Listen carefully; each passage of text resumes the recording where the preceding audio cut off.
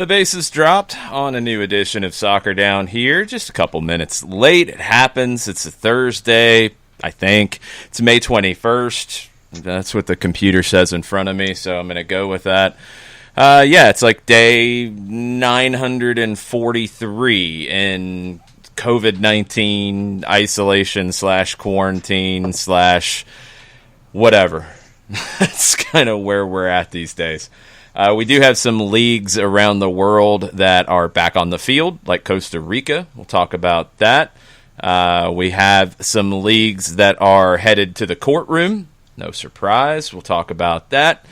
We have some leagues that are playing the public battle of back and forth about how to get back on the field, who's going to get paid what, where money's going to come from, et cetera, et cetera. We've got lots of that to talk about. Lots of things today. It is a tactical Thursday, so if you have tactics questions, we'll take those as well on Twitter at Soccer Down Here, on Facebook at Soccer Down Here. You can send us something on Instagram at Soccer Down Here, email soccerdownhere@gmail, or on Twitch, twitch.tv/Soccer Down Here. We are kind of everywhere right now, John. Yes, we are. So we've got stuff domestic, we have stuff international. I was one of those guys that was watching the 2 of the 4 matches that came in out of the Costa Rican League last night. So I didn't look last night. I didn't get a chance to watch. It was, I'll just go to the late game, the Saprissa Arellano match, and really it looked like, honestly, Saprissa looked like they had their stuff together a lot sooner than Arellano did. Arellano had a couple of chances, but not any real kind of dominance in the play. Saprissa ended up winning it 1-0, scoring in the 8th minute and hanging on. They had a couple of chances with about 20 minutes to go to add more goals.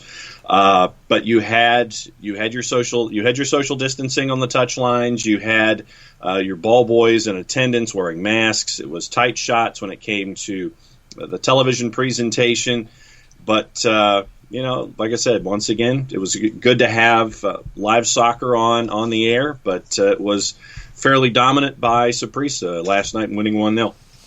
Yeah, well, Saprissa's a dominant team. I mean, they're on the top of the table and holding on to that for now, so I'm not expecting that to go anywhere at the moment. This was a tough spot for Arellano, who's in 3rd, and remember, there are playoffs in Costa Rica, so they'll have a chance to prepare for that. But to come in straight off of this break and have to play the top team in their house, that's a big ask, and it was too much for our friends from Arellano yesterday. So no win for them. Saprissa looks to be good to clinch the number 1 spot. The top 4 go to the postseason, and if the number 1 team gets knocked out, they get a chance to have a grand finale at the end to play whoever wins the playoff. So Saprissa's looking to be pretty good for that team.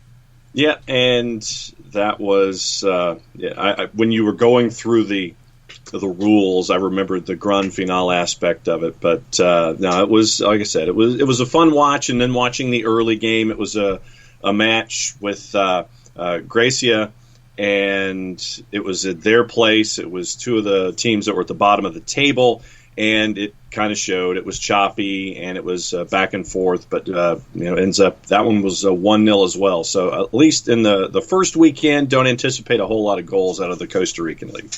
Yeah, well, I mean, I don't know if that's a Costa Rican League thing. I think it's just the idea that you've got some teams that are figuring this out on the fly. We saw it in Germany, too. I mean, some of the goals that we saw in Germany were more from being sloppy than anything else. So I don't know really where that's going to go across the world, because a lot of times when you look at early in a season, defenses will have the advantage because you can work on that in a preseason. Offense takes some time to get in sync and to develop chemistry. In this case, you're not really getting a ton of work in preseason or whatever we call this, return to season, to improve the defense, and everybody's a little out of sync. So it can be times where teams just can't connect and neither team's creating many chances, and it can be times where there's a lot of sloppy play that leads to sloppy goals. Yeah, and I think that you're dealing in the extremes. I think that you're going to have some goalless matches, and then you're going to have some teams putting four on the board, like we saw in the Bundesliga last week. So I think that you're going to see both. Just be prepared for both. But like I said, just last night specifically, this wasn't any kind of an indictment on the play. It's just that early on, the returns are for the under when it comes to action down there. But no, I don't think that has anything to do with down there. I think that has to do with the games that were played, because the under was not the play in a lot of games in Germany. And I don't think there's a massive difference between the two. I think it's just, we don't know what to expect right now. You know, like it's nothing about Costa Rican football that makes you take the under because teams are coming back off a layoff. There's nothing about German football that makes you take the over because teams are coming back from a layoff. We don't know what's going to happen. And you're going to be looking maybe at just general quality coming through. And that's probably where my head is. If teams are good and better than their opponent, I'm going to bet on that. I'm going to expect that to win the day because nobody's at their best right now. Yeah, and to your point, and once again, I think I was just poorly stating the point, but when you have two teams at the bottom of the table, I would have anticipated in that first match yesterday that things would be kind of choppy and not the best quality of soccer. Yeah, sometimes. I mean, but if you have one player, if you have like, you know, a midfield group that can dominate the play, even on a bad team against another bad team, there could be an advantage there. That's what I'm saying. Like, there's no way to really justify your betting choices at the moment. We're all taking guesses right now. Yeah. And we're all trying to figure it out because we've never seen a season stop where it did and then come back behind closed doors, so you're taking away the home field advantage. And we don't know. We don't know what it's going to look like. So I think every week we'll learn a little bit more. Yeah, and I should look at my friends at Odds Portal and see what kind of action we had today, just so I know where I'm going to be chasing things on any and all sections of soccer, just so I can watch live stuff. No way I'm touching anything like that. I'm not touching it. I'm just saying I just want a grid. I just want to see who's playing today. That's all. Go to Live Soccer TV. Go to Live Score. There's plenty of places to see who's playing. I'm not even trying to guess who's favored and who's not favored and who should be favored. And the only thing I would lean on right now is if a team is better than another one, then I'm going to go with the better team right now. I'm not going to worry about home field. I'm not going to worry about anything else. I'm also going to be looking to see who is playing. And we've seen with some teams, not everybody is back. And that's something you have to keep an eye on. In England, it looks like that's going to be a big thing to keep an eye on, because you're going to have some players who are not there. With Chelsea, for example, and N'Golo Kante, not training right now. Doesn't feel comfortable training. And he's a player who had a brother die of a heart attack before the 2018 World Cup. So I get it.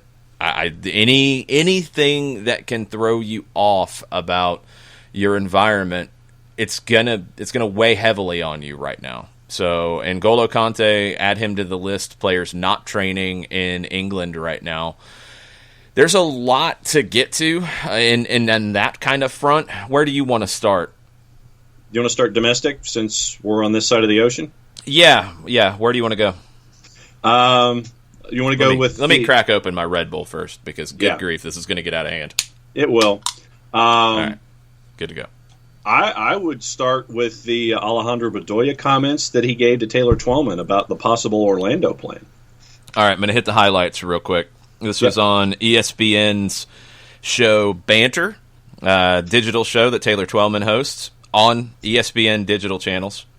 That's kind of important with what Bedoya said. I would start off by saying that I think every one of us agree that we want to get back to playing. I want to get back out there, being competitive games.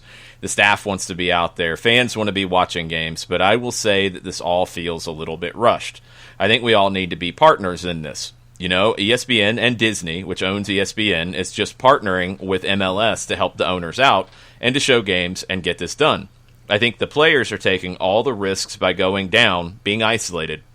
It's a strong term to say, but it's like being in a luxurious prison. That's definitely a strong term to say.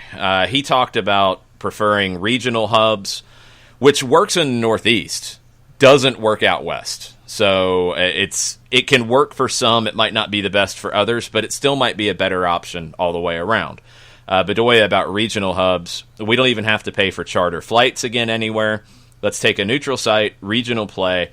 All these teams take a big bus ride, 2 or 3 weeks. You can play 3 games every 3 days, 2-3 weeks, and you get the same number of games that they're trying to get in Orlando. And this is something that Mike and I talked about on Stoppage Time yesterday. I think this is Bedoya. I think this is where I feel like this Orlando tournament idea is a little bit rushed. Let's wait it out. I saw yesterday something about New York and California opening up the possibility of playing in their venues, sporting events a couple more days as things go by, as testing is more widely available. We're learning more, and as the curve continues to go down. There's still some time there for us to continue to stay relevant, get games, and in a safe way that's reasonable for all players partaking. I'm not disagreeing with Bedoya on any of it. I think the luxurious prison part's a little strong. As he said, it's a strong term. I think the pushback on that has been a little over the top at times. But as we said yesterday, when this plan was created, because it was brought to light publicly over a week ago, maybe 10 days ago. I mean, we can go back and pull up dates, but it's not that critical. I would assume that there was at least a week of work put in to create it. So let's go back 2.5 weeks. 2.5 weeks puts us back to the beginning of May, where you weren't going to have anything in New York. You weren't going to have anything in California. The comments out of California were you weren't going to see events of any kind until, I think, September, and that might have even been questionable. At that time, this was easily the best way forward, because there wasn't another way. Well, as Bedoya points out, that's changed. We're in a different spot right now. Could you wait longer and be able to do it in markets or in regional hubs? Regional hubs, absolutely. I don't think there's any question about that. You can pick spots that are centralized and do double headers. You could have, for example, off the top of my head, Philadelphia playing Red Bulls and hosting a match between DC and NYC and do a doubleheader and do it for TV purposes and all that. And then you do a doubleheader in DC, and then you do a doubleheader at Red Bull. You can do that kind of thing to where you're making it a little more comfortable. Buses for all of them? Yeah, absolutely doable.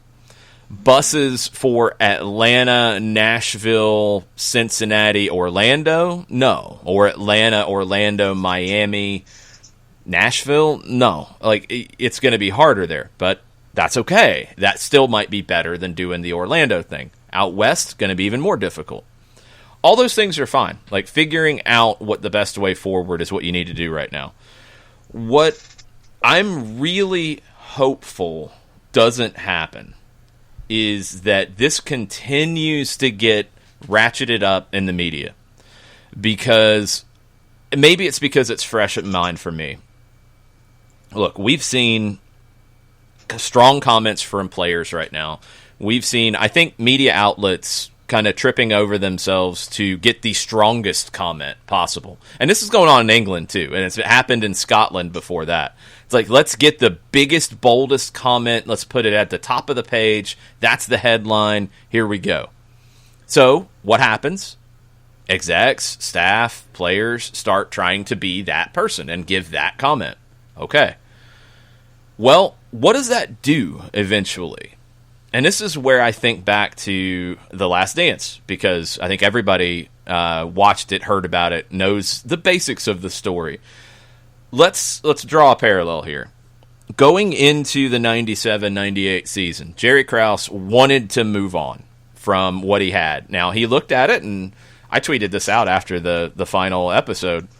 You had, I think, the 3 players that played the most minutes or started the most games in that season for the Bulls were 32, 34, and 36. I think almost everybody was coming up to the end of their contract outside of Kukoc and a couple other people. You had some tough decisions to make. And as Reinsdorf pointed out at the very end, and we'll get to that in a second, it would have been kind of financial suicide for them to pay the inflated market value to bring players back at those ages and try to keep the team together. Jordan pointed out you could have tried to do 1-year deals with everybody, come back for another year, extend it one more time. Why couldn't you do that? And this was the part that was left out of it, and it's understandable. Jerry Krause at the very beginning said, Phil Jackson can go 82-0, he's not coming back. As Jackson said, as Reinsdorf said, they talked about him coming back after winning. Jackson was actually pretty kind to Krause because he could have taken it. Reinsdorf called him. Reinsdorf went behind Krause's back, his GM, and offered the coach that Krause had come out and said, 82-0, don't care, he's not coming back, and offered him to come back. If Jackson had come back, Krause would have had to walk. There's no way he could have stayed after saying that and then getting his legs cut off. That's why I was honestly shocked that Reinsdorf did that, because he ran the risk of losing Krause. Krause could have walked anyway and said, look, I went out on the limb. I was way out there, and I said 82-0, he ain't coming back. If he comes back, I've lost all credibility. I got to go. Sometimes you can talk yourself into a role or into a stance that you can't come back from. And I've seen it happen in Scotland. I'm seeing it happen in England. It's worrying me that it's going to happen here, because right now it's very easy to make a big, bold comment about whatever thing you want to. And this is MLS and USL, about it's, and I don't think Bedoya's comments are that. The luxurious prison thing, it's a little much, but okay, whatever. You run the risk, though, of talking yourself into a position that you can't walk back. And that's what concerns me. It's not going to be possible for every team in July to host games in their market. I don't think that's going to happen. Is it? Okay, let me say it. It's not impossible, but it's very unlikely. Let's put it that way. You can't do a schedule on unlikely. You can't do a competition format on unlikely. Right now, you've got 7 markets that 7 teams that cannot train on an individual basis.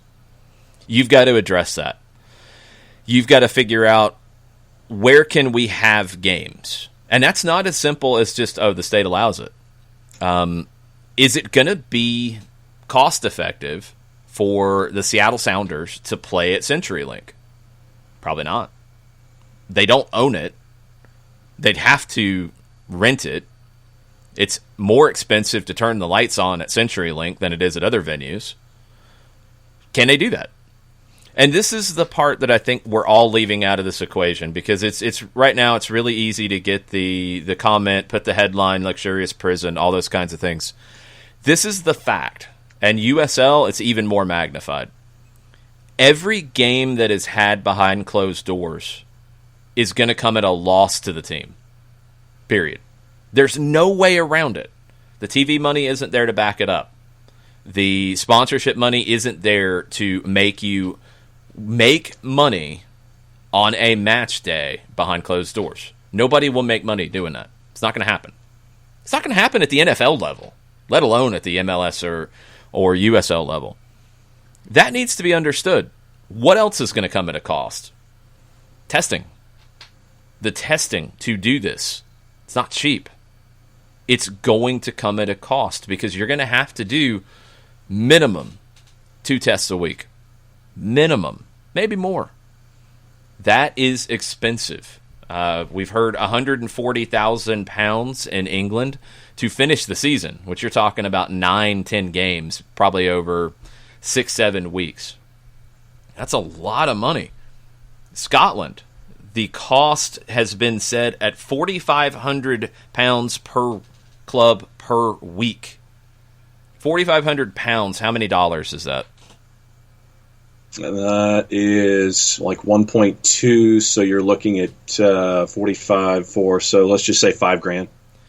5+ per week per team to do the testing for the season. And I don't know if there's a difference in the cost of testing here versus Scotland. I don't know that, but we'll say 5 as a round number. That adds up because you're not bringing in 5,000 on these match days, period. There's a cost for everything, and there's no revenue to offset it. If you want to get down to the nuts and bolts of why MLS looked at the Orlando plan, you couldn't guarantee you could play in markets, but more than anything, they're trying to find a way to get games played, to get on the field, and it's going to come at a huge loss. I don't think ESPN would be giving them enough money to make it worth their while. And I have to push back on that notion. Because ESPN, somebody's footing the bill for the hotel. Somebody's footing the bill for all the administrative work at the fields in Orlando to do this. If they're writing it off because it is a Disney property, okay, they're not going to give you enough money on top of it to cover testing, travel, food, I would assume, unless that's going to get written off too. I don't think this is a moneymaker for MLS teams. Maybe it's less of a money loser, but a money loser is a money loser. And that's what it's going to be to finish the season, to get it started again, to play. That's the reality that these teams are facing right now. As we've said, I think MLS will benefit from that investment now. And that's almost how it has to be looked at. It's an investment. You're investing in the future of the league by spending money now that maybe doesn't make as much sense. When you hear the lower two divisions in Scotland say, we might not come back because we don't have the money to operate. When you hear the fourth division in England talking about, well, we might have to merge with the National League and play regionally because we don't have enough money to do what we're currently doing. That's right now. Of course, the smaller teams are going to feel that right now. Keeps going, and you play behind closed doors. Costs are going to go up. Revenue is still going to be non-existent. And you're going to hear that from bigger teams as we go. It's really tough. I'm all over the place about this, and I want to make this clear because my feelings on this, my thought process on it's changed every day because I think everybody is kind of adjusting to this on the fly. Jay DeGid, and that's a new one, first off, on Twitch, so welcome. And okay, I'm going to go with Jay DeGid. If I'm way off, please correct me. All right. It says, I agree, but what I think you're missing is America has no sports right now. If MLS was to get to TV first, it would be dominating the TV market. It would be most likely in the long run to bring new fans to the league, let alone the sport. MLS has always had to compete in America against bigger and better funded sports. I agree. And I think that's part of why MLS is trying to find a way back. And that's why they're going to spend the money to come back. Because they're going to do that. I don't know if they're going to see that kind of a return for the investment. The Bundesliga, for example, now it was poorly promoted by Fox. They had no really reason to promote it any harder because they don't have the property after this year. But poorly promoted, good ratings, really good numbers, but were they really that good of a number? No. They were Premier League kind of numbers for the Bundesliga. Is that accurate? Is that off? Am I underselling it? They were what NBCSN draws for Premier League games on FS1. Some of them, yeah. The number that I saw that FS1 got was a .33, which is basically a third of a full ratings point. So think of 1/3 of 25,000 households on average in a city. Yeah, but that doesn't mean anything. I don't care. Like, what did they get compared to what they usually got? The numbers by comparison were a lot larger than what they traditionally have gotten on FS1. But what did they get compared to what the Premier League draws, for example? Depends on the matchup, but you're looking probably at about half of the ratings that the Premier League gets on NBCSN. On NBC or on NBCSN? NBCSN. NBCSN Okay. is they'll sometimes get a .6. Okay. NBC will get the 1s and the 2s and things like that, but the .33 was what I saw from FS1. So then, to be fair, the Bundesliga ratings on FS1 were what a lesser Premier League game would get on NBCSN. Yes. Okay. And, hey, that's a jump, but it's not that big of a jump. Would MLS go from numbers in that kind of range? We're talking, 300,000 people watching on FS1 games, in the 750 to a million watching on ESPN, around that same number on a 2-day NA. Would those go from 1 million to 5 million? I don't think so. The NASCAR numbers didn't show that kind of growth. The golf numbers didn't show that kind of growth. They were all bigger, but not in this dramatic way. Jay DeGid, I'm totally with you. It will help. And that's why I look at whatever loss MLS would have right now as an investment. You're going to get the opportunity to expose people to your product, but it's not going to be your product because you're not going to have the fans. It's not going to be the soccer that you see in the playoffs, for example. It's not going to be the top best MLS can give you because that's unfair to expect right now. And it's going to be a different product because it's going to be behind closed doors and maybe in smaller venues. And especially the Orlando plan would be in much smaller venues. So is that going to work? I think it would help. I do agree it would be good for them to get back. The problem that MLS faces is unique in the soccer world because Australia, for example, and a lot of people have tried to compare the A-League to MLS over the years. I think that's died down now. They're not at all in the same planet anymore in terms of relevance, in terms of money, in terms of just attention and quality. But the A-League, there is a growing push in Australia to cancel the rest of the season. Just cancel it. Start planning for next year. Why is that?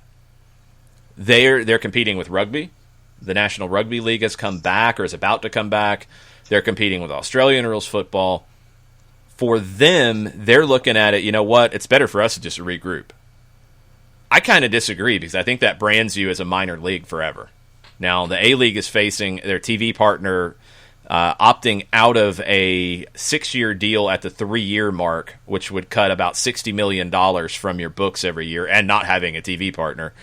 Other sponsors backing out. It's a mess. But the A-League would look bad if they didn't come back, even facing all those challenges, because they have competition. The NBA is going to come back. The NHL has a plan on the books right now, I think, to have everybody go into a playoff. Is that right? 24. It's 24 most. Okay. 24 of 30. So instead of 16, you're going to go to 24, and how many teams miss the playoffs? I think 6. Okay. 6 or 8. Whatever. Keep huffing glue, National Hockey League. So the NHL is going to come back. NBA is going to come back. NFL is going to play. I think we all know that. NASCAR's already back. Golf's already back. College football, is everybody going to play this year? I don't think so. But are you going to get major conferences playing a conference schedule? Yeah. I don't see the SEC not playing this season. Yeah. No. It even looks like maybe, possibly, allegedly, innuendo is leading me to believe that you could have schools basing their calendar on what it's going to make the most sense for playing football this fall. Maybe, possibly, allegedly. Maybe. Allegedly. Maybe. Mm-hmm. Maybe. Mm-hmm. Just saying. And there's a reason for that. Mm-hmm. Money. Cash. Mm-hmm. Yes. Wu-Tang. Cash rules everything around me. We know this. Mm-hmm. So, if you're going to have all that come back this year, even though MLS is staring at losing money every time they play a game, they can't sit on the sideline. They can't. They have to play. So they're trying to find a way to do it. The players don't like the idea, which I get. 8 to 10 weeks. It's hard. It's not easy. I think all players around the world have to understand the same things that all people working right now have to understand. We all have to figure out what it means to operate in this new thing we're dealing with. Hopefully it's not normal. But, I mean, I get an email today, for example, from Piedmont Healthcare about their urgent cares are now doing all of the COVID-19 testing and the antibody testing. And how'd the email start? Do you need a COVID-19 test to return to work? Some companies are making employees have a test to come back to work. These are things we're all facing. As we've talked about throughout all this, like there's things that people are having to do to mitigate the risk of catching it. So players are going to be in that too. Players are going to be in that possibly even more because of what they do. You're playing a sport. You're going to be with your teammates. You're going to be around them constantly. Yes, you're probably going to wear a mask on the bus to the game. You're going to wear a mask walking in. You're going to wear a mask before you step on the field. You're going to be doing a lot of different things. But you're still, if one player is reckless and one player says, well, I'm not doing all these things they're asking me to do, one player can spread the virus to a bunch of different players.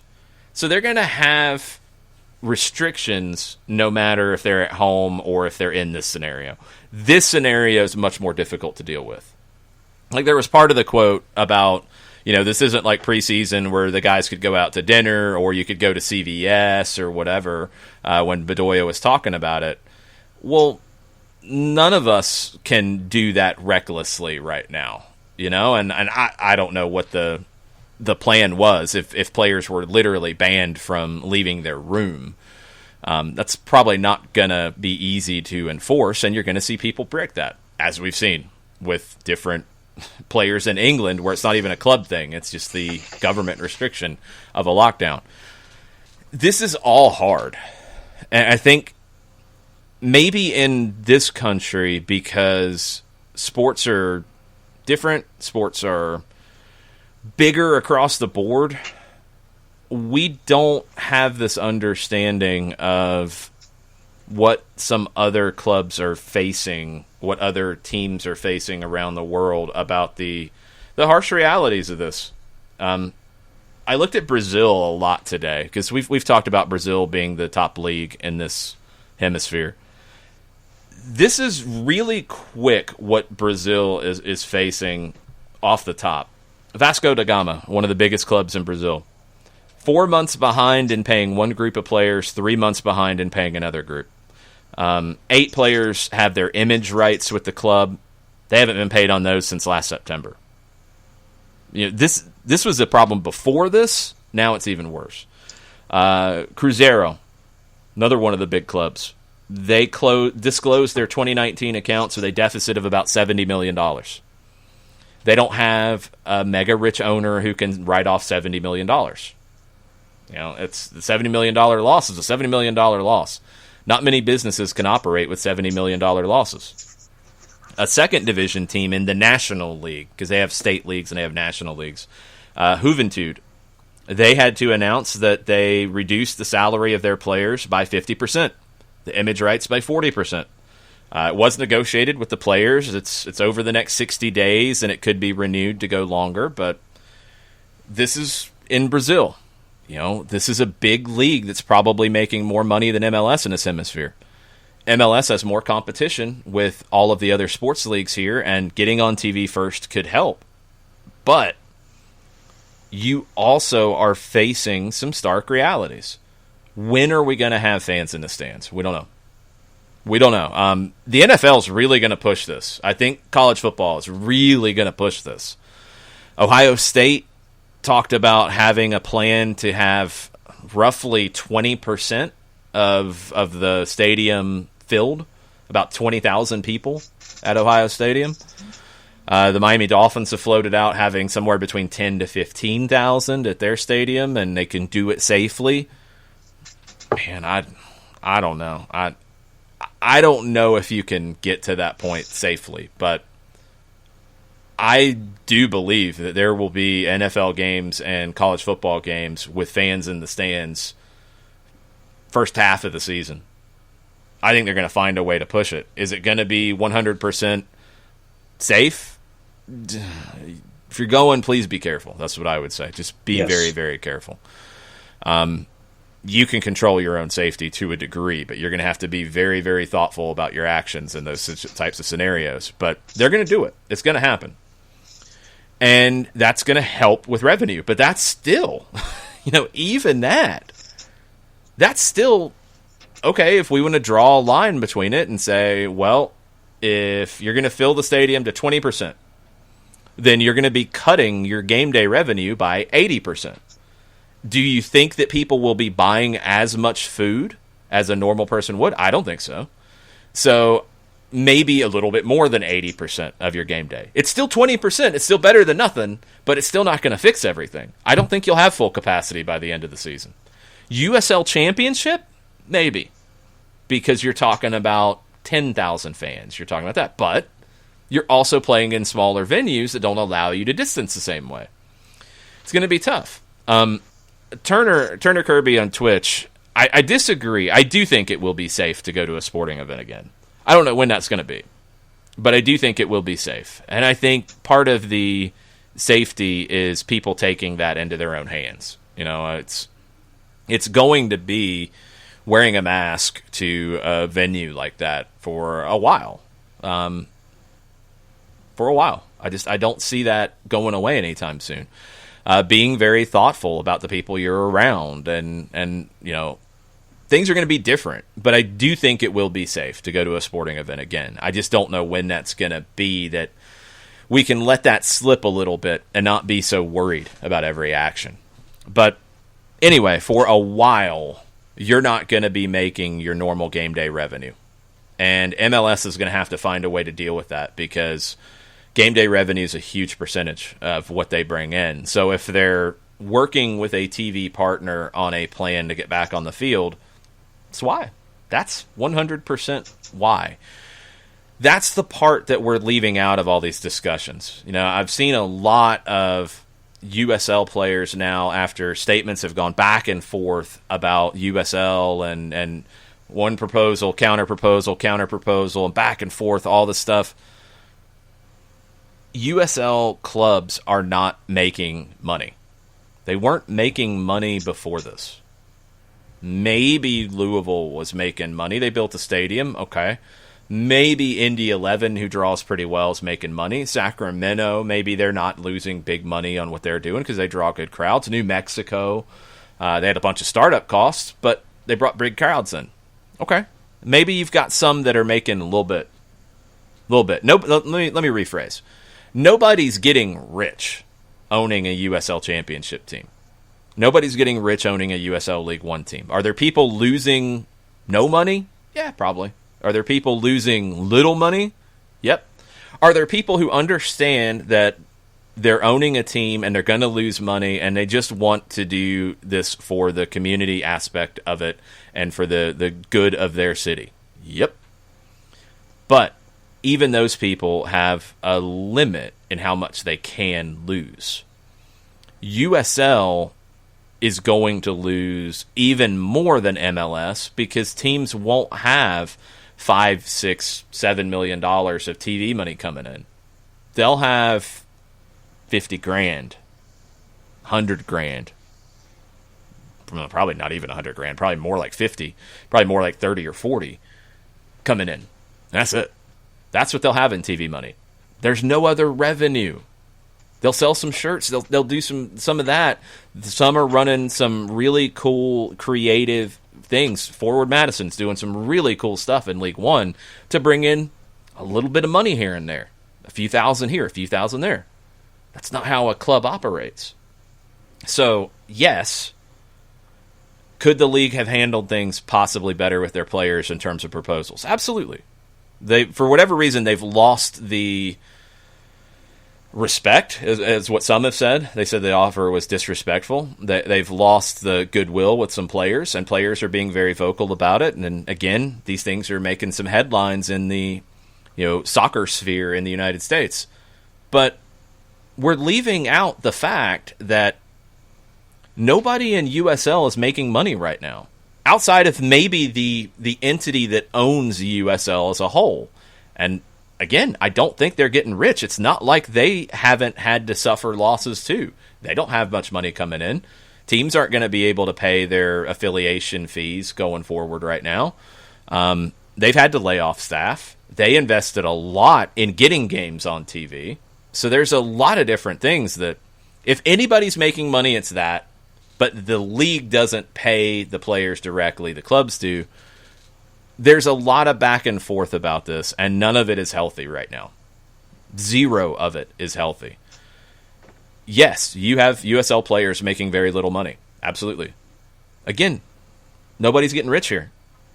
Nobody's pocketing the invisible money and keeping it from a player making $100,000 instead of making $50,000. It's not there. Like, it's not there. MLS. You'd love for the salaries to be more. The Forbes numbers show you that things are getting better very quickly. Nobody was making a ton of money. There were some that were losing less, and your equity is going up because your value's going up every year, but nobody's getting rich here. There are very few soccer clubs in the world who are getting rich off running a soccer club. Real Madrid, Liverpool, maybe Manchester City. I don't know who else. Manchester United. Everybody points to Manchester United. I think I'll. You want to hear about Manchester United? Here's Manchester United's financial stuff for you. They posted their quarterly financials. They are withdrawing their revenue predictions for the year, which were supposed to be between 560 and 580 million pounds. Off the table. They have no way to predict what they're going to make for the year. Cash reserves, they have pulled 10.6 million pounds out of their cash reserves. They do have access to an additional 150 million under a revolving credit facility. They've got around 80 million pounds in their cash reserves left. Net debt at Manchester United, and I know a lot of this is because of the way the club was built. I understand that, but when your net debt is up to 429.1 million pounds, an increase of 127.4 million pounds over the prior year's quarter, that's got to worry you a little bit. Broadcast revenue down in half, over half, due to rebates, due to broadcasters, other money's not coming in. That's got to scare you a bit. That's Manchester United. What do you think those kinds of numbers are for anybody in the United States? They're not good.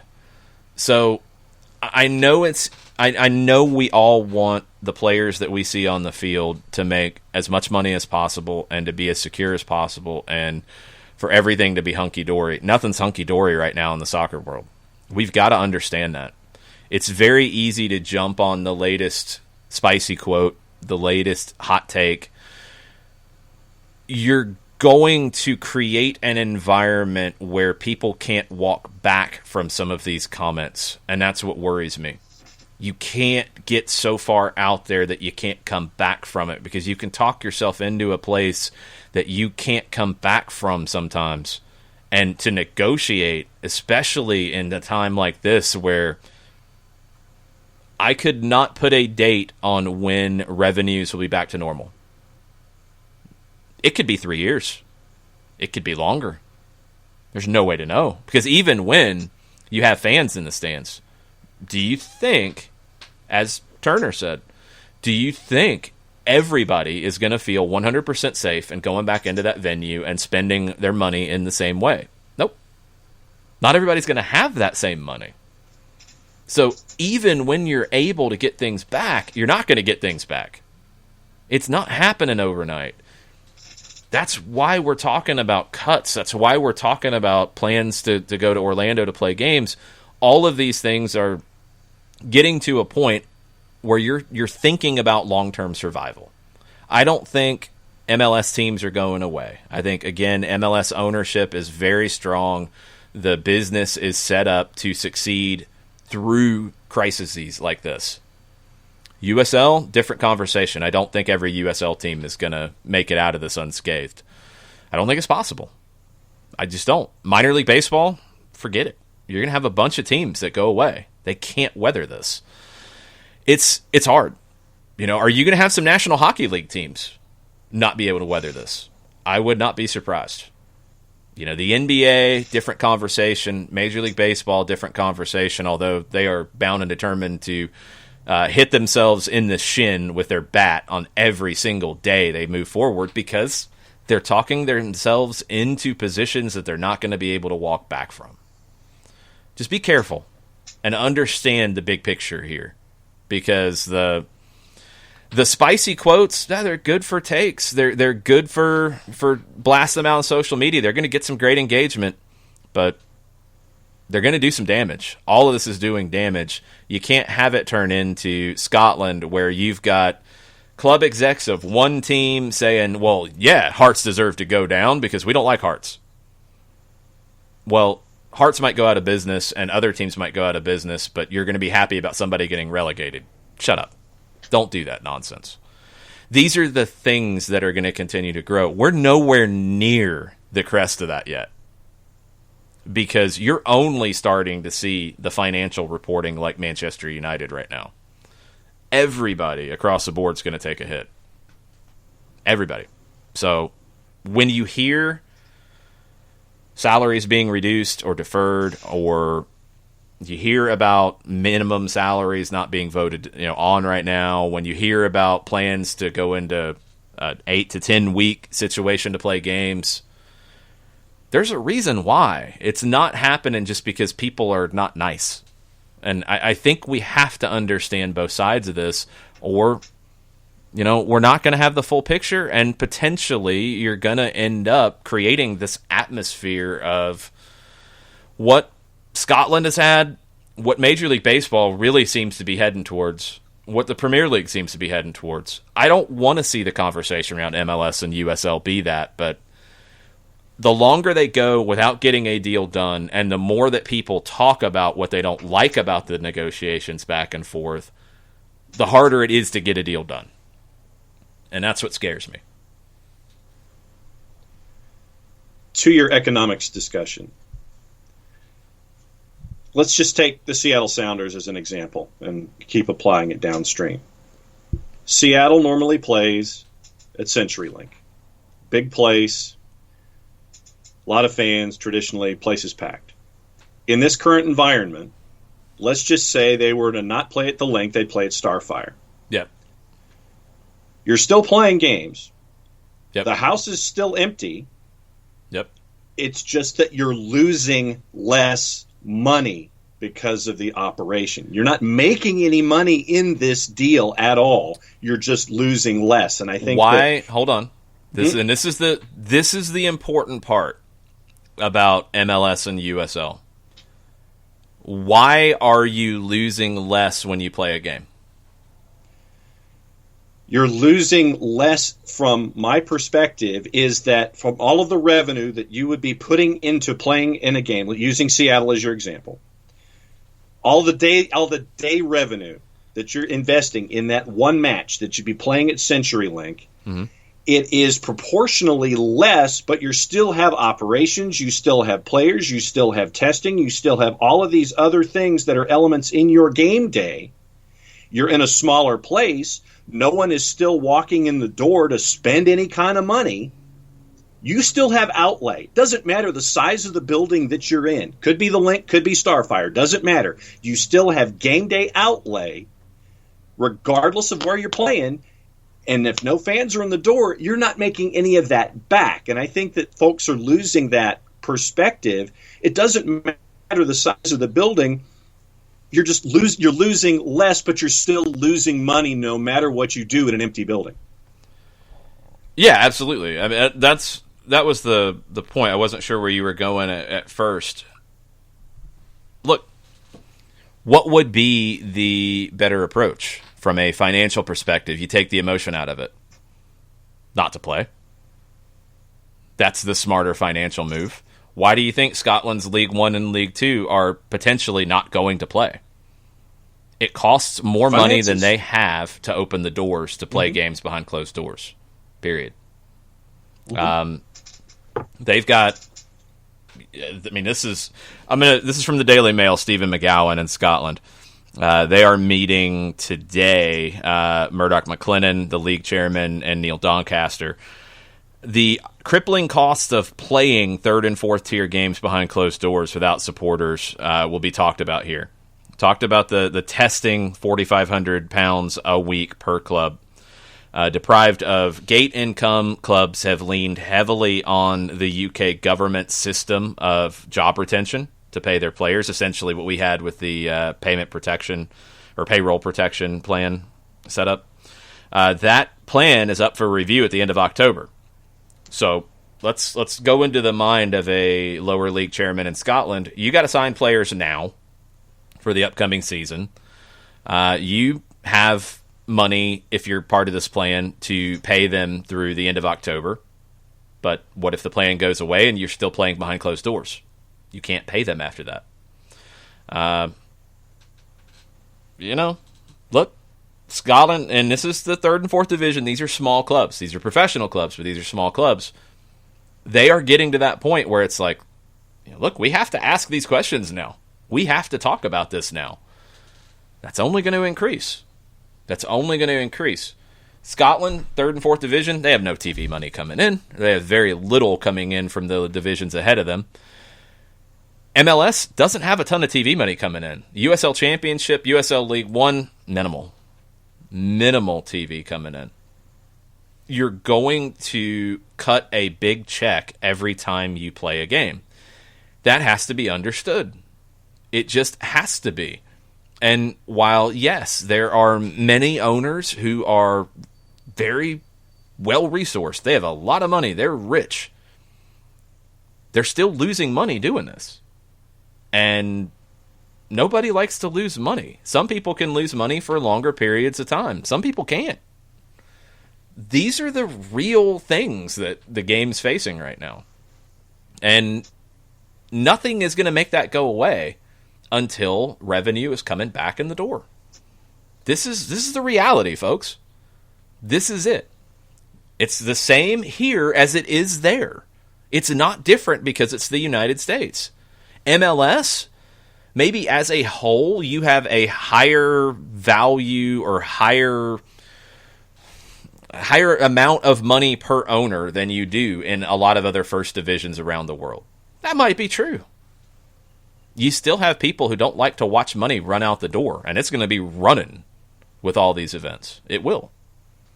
That's not what they got into it for. I don't think MLS is at a huge risk of anybody, walking away or a club folding, but the longer this goes, the more it's going to come up.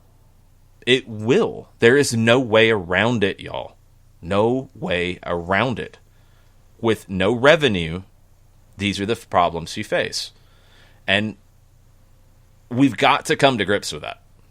I think if we keep fooling ourselves that, we got to play these games because it's all, just got to play them, it's all good. We can't do that. You've got to find a way to minimize the cost to play these games. That's why people are talking about pay cuts. The whole thing with Major League Baseball now is really souring me on all of it because they are so out of touch with where this is. And it's both sides. It's all of it. Baseball is on the slide down anyway in terms of revenues over a longer period of time. The future doesn't look great for Major League Baseball. Well, this is only going to accelerate it. And I don't want this to arrest the future of soccer in this country because it's bright. It's been bright. It's been methodical. It's been slow, the growth, but it has been steady. And now you have a World Cup to look forward to in 26. I don't want to see these massive steps back. People do have to understand that we've all got to work together on it. Flat out. We've all got to find a way to work together on this. Players, teams, staffs, everybody. If you are in it for the good of the game, now's the time where that comes to the fore. because the game's not getting anybody rich right now. Nobody's getting rich off soccer right now. Nobody's getting rich off professional sports right now. So we'll see where it goes. But I'm worried. I'm definitely worried about all these things that are now bubbling up. They need to get a deal done. They need to get in a room. Both leagues, NWSL too, all the leagues need to get their players, representatives, their teams, and their leagues in a room and get it hammered out.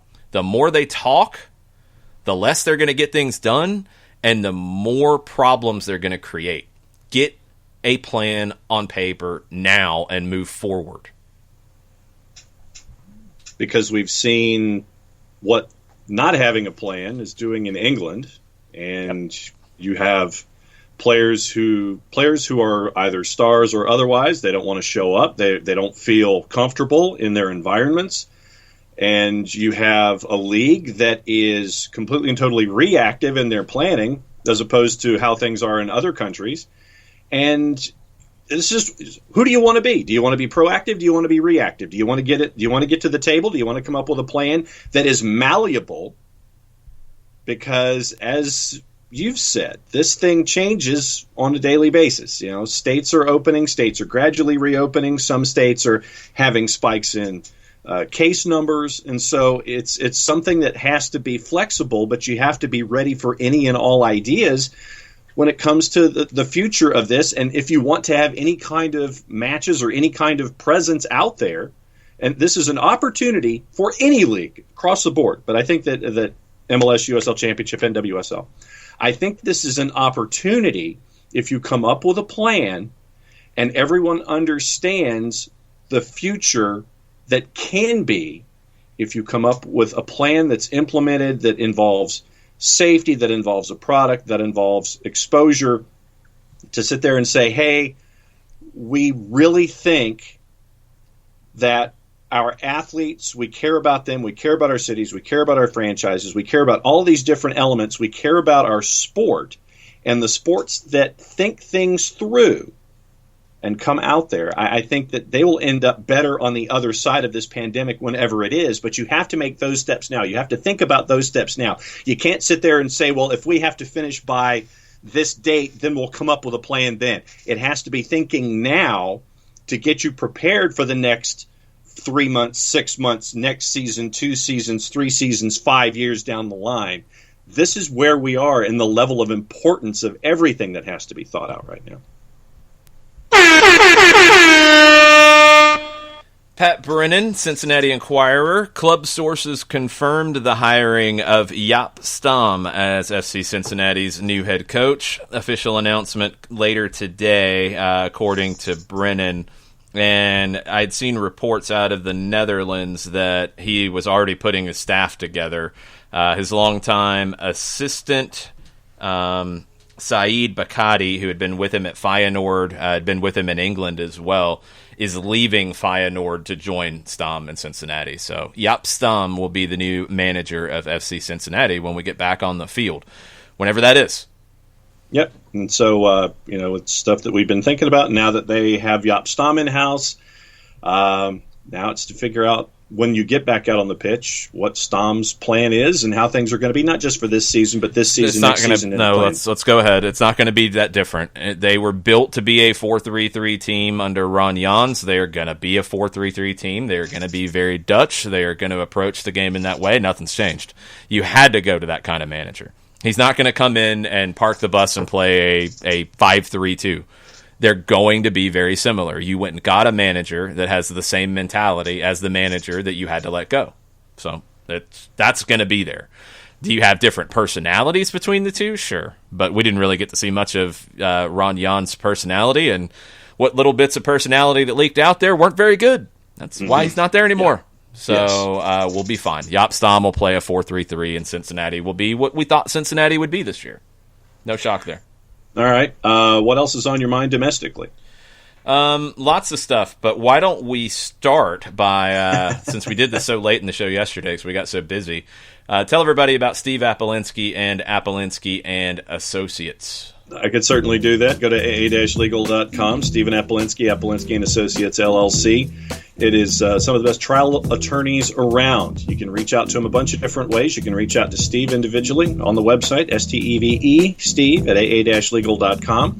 You can give him a call and get a free consultation, 404-377-9191. Or when you go to aa-legal.com on the interwebs, website pops up, low right-hand corner, instantly, live chat, 24/7, 365. Someone is on the other end of the internet on that website, wherever the other end of the internet is. Somebody's there, and they're going to be ready to answer your questions on the live chat, 24/7, 365. Recognized as Legal Elite by Georgia Trend Magazine as one of the top trial attorneys in the state of Georgia. Over 30 years of experience at the firm, over $40 million in judgments, wrongful death, serious injury. Apolinsky & Associates, LLC. You can call him, you can email him, you can live chat him, aa-legal.com. Nicely done. Boom. We will have MLS Fantasy some point this year, and when we get it back, Jason Wright of the Jason Wright Agency is our commissioner. You can follow him on Facebook, Jason Wright Agency.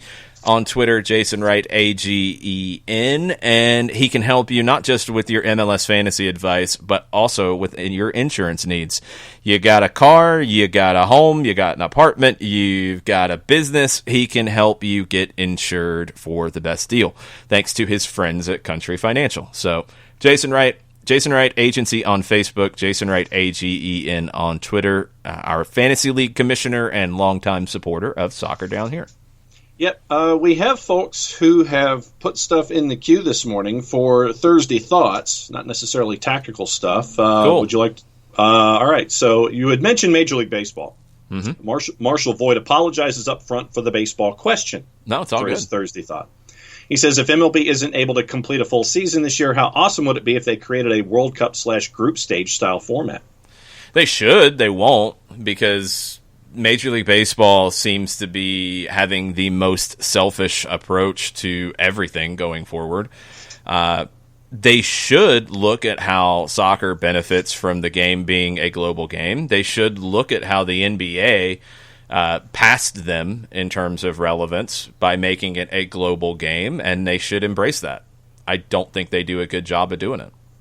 Their World Cup, World Championship, whatever, is a joke. It's a joke. They do it during preseason. They basically tell you the games don't mean anything because they limit. I think they have pitch counts on pitchers. I mean, it's absurd. It's not real baseball. So they should. They won't. They should. Turner Kirby had a baseball-related question as well. How would a condensed MLS schedule and equally condensed MLB schedule affect New York City FC's scheduling? Would they have to look at a new venue? I think they absolutely would have to look at a new venue. Mm-hmm. There's no point in playing games behind closed doors at Yankee Stadium because you talk about cost. Yeah, dropping $1 million plus to play there per game because you got to convert the field. Why? Why are you doing that when you have no ticket revenue? That's dumb. Go play at a smaller venue. And yeah, MLS is going to have U.S. Soccer allow them to have a waiver, or they're going to have a waiver from their own rules about stadium size or whatever.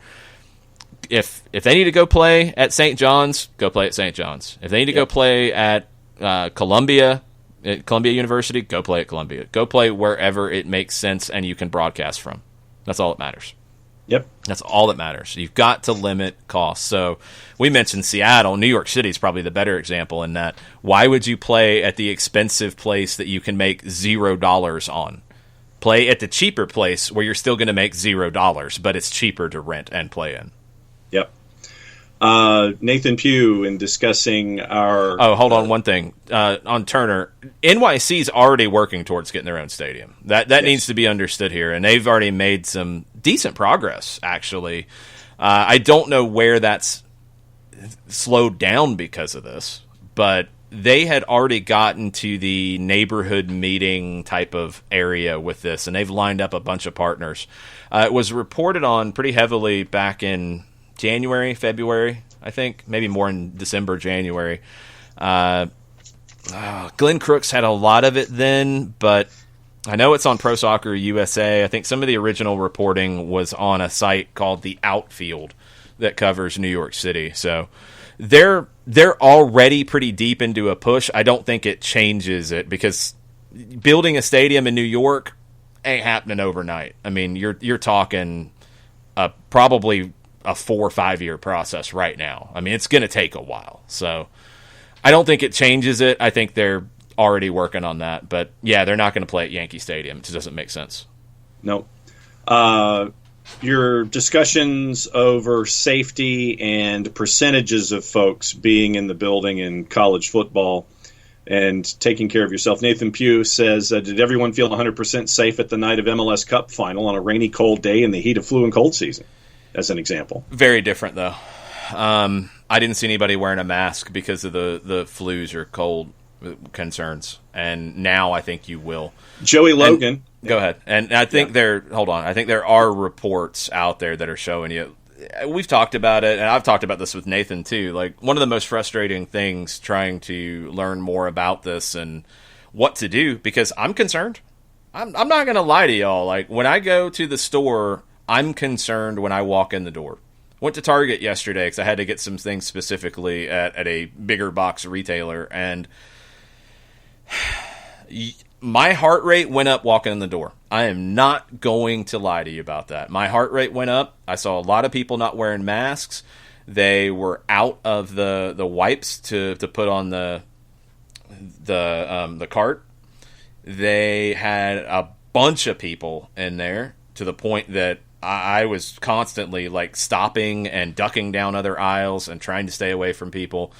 I was nervous about going in, and I took some time afterwards to kind of calm down a little bit. If I was going to an event right now with a large crowd, right now, I don't know if I could do it. I honestly don't know if I could do it. Now, in my role, it's a little bit different because I'm not in that crowd. But even that, I'm still going to be... I would probably get in the building as early as I could. I would probably, from my normal routine, if I'm there, one, I don't know if all the media would be there, but let's say it's all back to normal. I would probably get in the booth and stay in the booth. And I would probably bring food in, and I'd absolutely be doing all those things, because this is different. It's just more of a concern because there's more unknown about it, because you hear one study that wearing a mask doesn't do anything. You hear another study that wearing a mask reduces the spread 75%. Since wearing a mask doesn't hurt me, I'm going to wear a mask. There's no harm to me in wearing a mask. And our soccer down here, our masks are in, by the way. They'll be shipped out today. So I'll be putting together envelopes and such. One reason for my visit to Target yesterday. So it's not the same thing. People will be more concerned than they were in the past. That's absolutely a real thing you have to consider. I don't think a business can plan on full capacity for the rest of 2021 in terms of revenue. Even if you have the capacity, you're not going to have the revenue. I mean, if you're driving on the roads inside the city of Atlanta right now, there's a lot of places that are now open. There's not a whole lot of cars on the road. There's not a whole lot of cars on the road. There's not a whole lot of traffic because people are still concerned, and people are going to be concerned. The misinformation and back and forth about do this, don't do this, wipe down all your groceries, don't worry about wiping down all your groceries, heat helps, heat doesn't do anything. Like, all of that confuses us and just creates a little more fear. It absolutely does. I don't know what all the best practices are to avoid this. Nobody really does. It's new, so we're all learning it, and I get that, but we're not really a whole lot further along. We know some things that people thought early on you can dismiss, like the idea that one person in a team catches it, then everybody will catch it. No, we've got enough data to show that that's not the case. Some have had more of a spread than others, though. Then that's real. So, look, there's a lot of unknown, and whenever there's unknown, there's fear. So, yeah, I mean, I think that whenever we have fans in the stands, you will have fans that have fear. Will everybody? No, there won't. But will it be more than we've ever seen in our lifetime? Yeah, 100%. Yeah, I mean, even if you just take social distancing at its base and you're supposed to be 6 feet away from people, if you apply that to a stadium setting, that's one person for every 3 chairs. You would not be operating at full capacity. So, take your favorite stadium, cut it into a third. That's how many people you might be looking at to see some kind of an event whenever your season comes around. That's if you rush back into that. And I don't know if that's going to happen. And what I'm saying is, in that scenario, or if you get past all that and everything is back open fully, people will be more fearful than we have ever seen in large crowds. I don't think there is a comparison from our lifetime. You're probably looking in the United States. Let me make that clear, because you're probably looking at the fear that you had in China during the SARS epidemic, and you're probably going back to the Spanish flu, and that's really your touchstones here in what this will do and potentially create from a fear factor in the society. And I'm not one. I feel like we have to wear a sign to make sure that people understand where we're coming from. I'm not saying don't open anything, don't do anything. No, I'm not saying that at all. I think if you've listened to the first half of the show, you understand that I'm talking about the business of soccer in a very fearful way. I'm fearful for it. If you don't have revenue, you don't have clubs. And if you have clubs go away, you don't have leagues. And you don't have jobs for people like me, people like players, people like communications directors, people like anybody in a team. If you don't have revenue, it goes away. People lose their jobs. I don't want to see that. You're going to have to find a way to open. You're going to have to find a way to get some people in the door at some point. You're going to have to find a way to bring in other revenue. I'm not saying just shut down and lock the door and stay in the house for 6 months. I'm not saying that at all.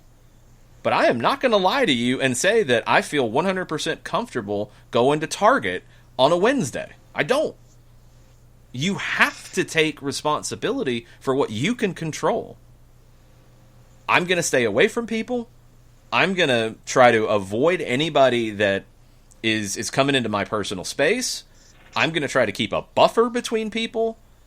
I'm going to try to go when I can, when I don't think there's going to be a crowd there. Obviously, I was really wrong yesterday. I'm going to do everything I can to protect myself, but I have to go to the store. I have to get things. We have to find that balance. It's not.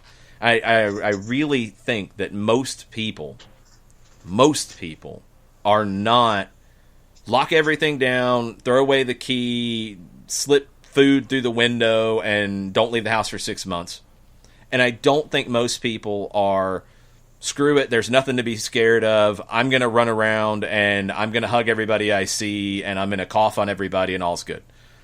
Are there people that are outliers on both sides? Absolutely, because that's the society we live in. But most people are somewhere in that scale in the middle on either side.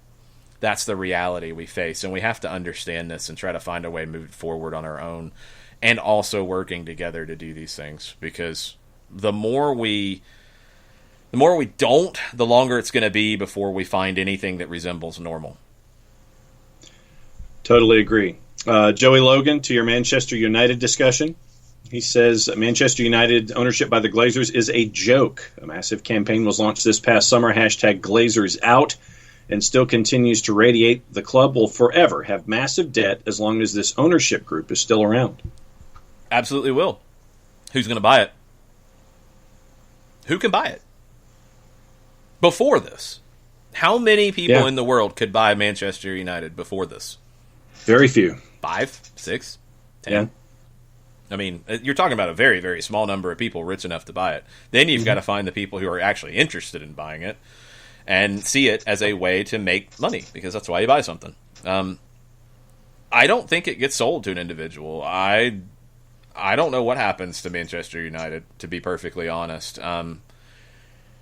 The debt concern has been there since the Glazers bought it. I mean, it was way before this past summer that you had movements about Glazers out, but who in is the problem that I have with it is I mean, if they're out right now, you've got a dead club. If you can put together a group of people to minimize the risk as a whole and buy the team, that's what's going to happen. That's not going to be easy to do right now.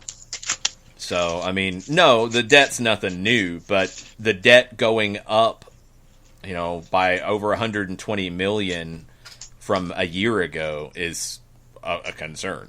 And when you don't have the revenue coming in to back this up right now, that's really scary for a club like Manchester United. So, did they expect a pandemic? No, nobody did.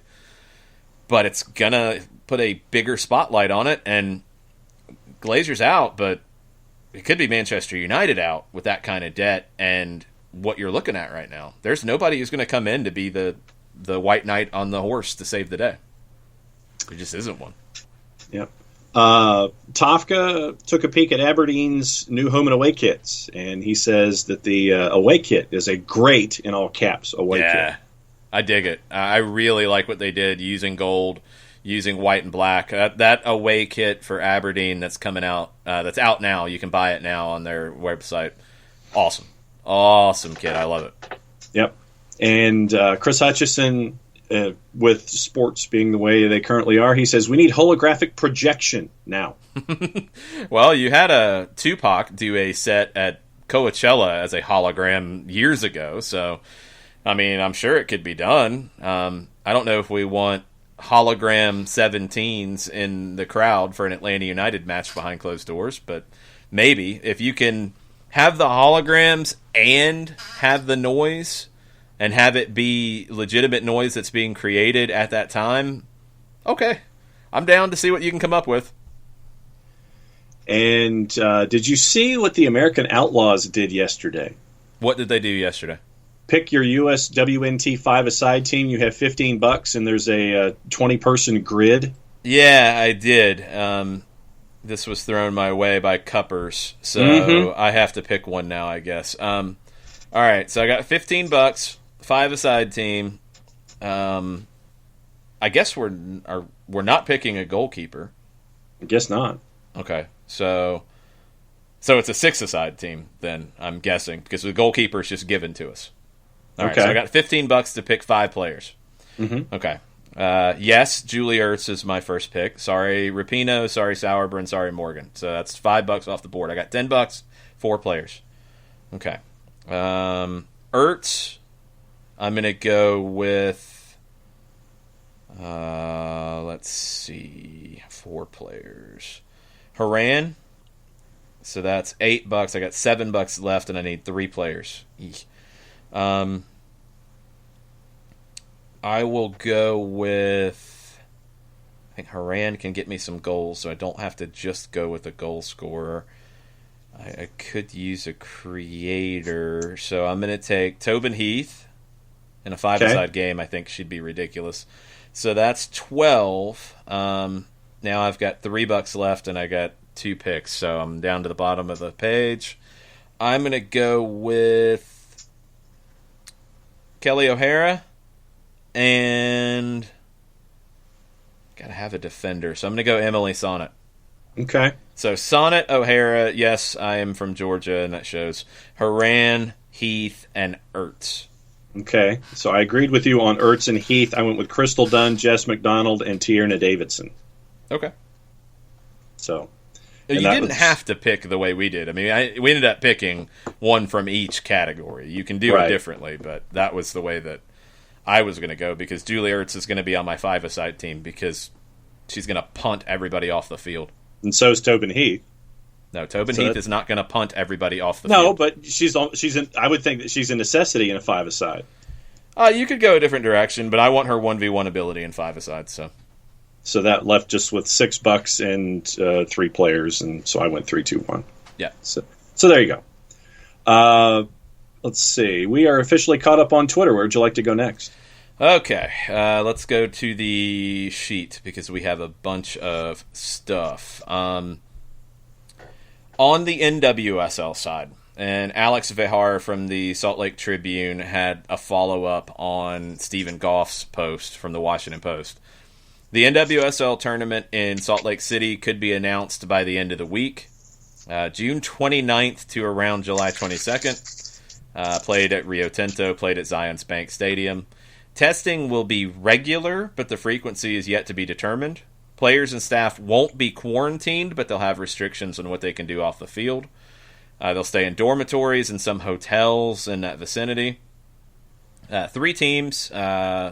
Now Reign FC is known as OL Reign Olympic Lyon Reign, reflecting the new ownership.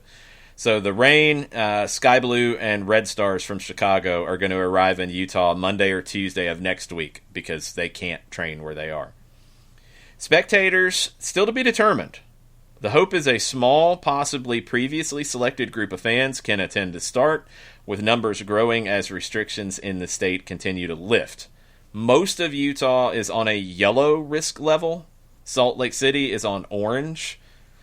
Is Utah one of the only states that's doing it that way? Because I haven't heard that kind of risk level in most parts of the country. California has, I don't know if this is considered risk level, but California, what they've done is stage openings. So, like, the beaches are still the worst, and they're listed in code yellow, and then you have gradual phases of other openings. So I don't know if it translates out to be the same, but yellow and red in Utah might be the same as the 3 stages in California. That's the closest thing that I can think of when it comes to that kind of a deal. Maybe. The games would be on CBS Sports platforms, digital CBS Sports Network, maybe even CBS Sports on over the air broadcast. In Italy, we now have a start date for the next season, September 1st. That means the current season has to be done by August 20. Games can't start till June 14th, and the Coppa Italia will be concluded this season. They are going to finish that tournament as well. So Italy moving forward, although there's still some trepidation. There's some big picture stuff we'll get to in a bit. Let's talk about the championship in England. The BBC, Katie Shanahan and Laura Scott have a report. For we are the BBC News Service. Oh, not now. Well, that's not Katie and Laura coming in and saying that, but at least we have a BBC report to use that. All right. Championship players will conduct coronavirus tests themselves at home after the first batch of testing at clubs. Look, you see that, and I did the same thing. I freaked out. I'm like, that's craziness. What in the world are you doing? I haven't heard of any organization structuring it that way. Mm-mm. I kind of get it to a degree in that it will allow them to do this in a way that, what's their quote, minimizes risk of cross-infection. Yeah, I get it. They'll be provided with instructions and guidance to do it. I hope so. Samples must be handed to medical staff on immediate arrival at the training ground so they can be couriered to the designated lab. This pen is not a Q-tip, so don't use it. No, that's not what they're going to give you to do it. They're not going to, say, go buy Q-tips and do this. It's probably, instead of pulling up to the training ground and having somebody stick the giant swab in your nose, you're going to do that to yourself. Okay. I don't know what that does to help make things better. I mean, you're making faces like somebody's shoving it up your nose. That's the thing. I would rather trust a medical professional to do it because, like I said, the boss has had the test, and you literally have to take that swab and jam it up to the point to where you are crying and then pull it out. So that's how it registers. I would much rather have a medical professional do that than sit there and, because naturally when, at least I am anyway, when you have to do something yourself to the point to where you're going to hurt yourself to do it, we're naturally going to pull back and not get to that point where we know we're going to get hurt because there's always that anticipation. It's coming. No, I don't want to get it. And then you don't do it. I would much rather have the medical professional do it, get it over with, so we're not sitting there and just anticipating not getting the the feedback and the swab, what you need on the swab. I just let the medical professional do it. If it hurts, it hurts. That way, I trust it's getting done. Yeah, that's kind of where I'm at too. I get the cross-contamination thing. Like, I understand that. I get what they're thinking. I just don't know if you're going to be able to guarantee accuracy with this kind of setup. Mm-hmm. So that's one part of the protocol. The other, it was confusing in the article, and I don't know what the exact rules are going to be around people who test positive and when they can come back and how that works. The article was written in a way that it sounded like if you tested positive and were asymptomatic, you had one pathway. If you tested positive and you were showing symptoms, you had a different pathway. It was confusing. And if you were showing symptoms but didn't test positive, you were on another pathway. Like, I don't know exactly, so I'm not even going to try to confuse you guys because I was confused. Before training can resume, players have to opt in to the first phase of training. Now, they can opt out at any point. So you can start to do it, you feel uncomfortable, you can say, I'm out. All right. 26-page document. It is all the pre-return preparations, the plan for testing, the antigen testing, what small group training will look like. Groups of 5, maximum of 75 minutes, 15 minutes allowed for warm-up recovery. Following the initial test, the players will be self-administering tests afterwards, 2 specified days each week. Another requirement before the first day of training is that the player will have a brief medical examination with the club doctor where they will measure heart and lung sounds as well as oxygen saturations. So, the championship is creating their plan, their protocol. Tesco with a good question, and I don't know why this isn't the case. In Germany, they're using the tests that collect samples from the back of your throat. I don't know why they're not doing that with this. Now, yeah. Maybe they are doing that with this. I don't know. I think we jumped to the conclusion that we're talking about the swab in the nose. Maybe it is something different, but you're doing it at home and bringing the sample to the training ground when you arrive. That's what the championship is going to do. I don't know if the back of the throat one, if you can do that to yourself, or if you can do the nose swab one. I don't know. They didn't specify which kind of test it is. I'm not a big fan of any of it because I don't want to do it to myself. They need to find the most accurate test, as Turner and Tesco are talking about on Twitch. It's got to be accurate, and it's got to be easy for players to do to themselves if you're going to take this route. That probably helps reduce costs, too. It does help with the possible cross-infection. I get it, but it also cuts cost. That has to be understood here, and that's part of it. So we'll see. That's the EFL plan. That's the championship. I would assume League One would be under that same kind of plan if it's the EFL plans. Now, League One and Sky Sports has just updated this a few minutes ago. League One playoff plan, Stevenage face relegation. Relegation across all 3 divisions of the EFL is integral to the integrity of the competition, the league's board has said.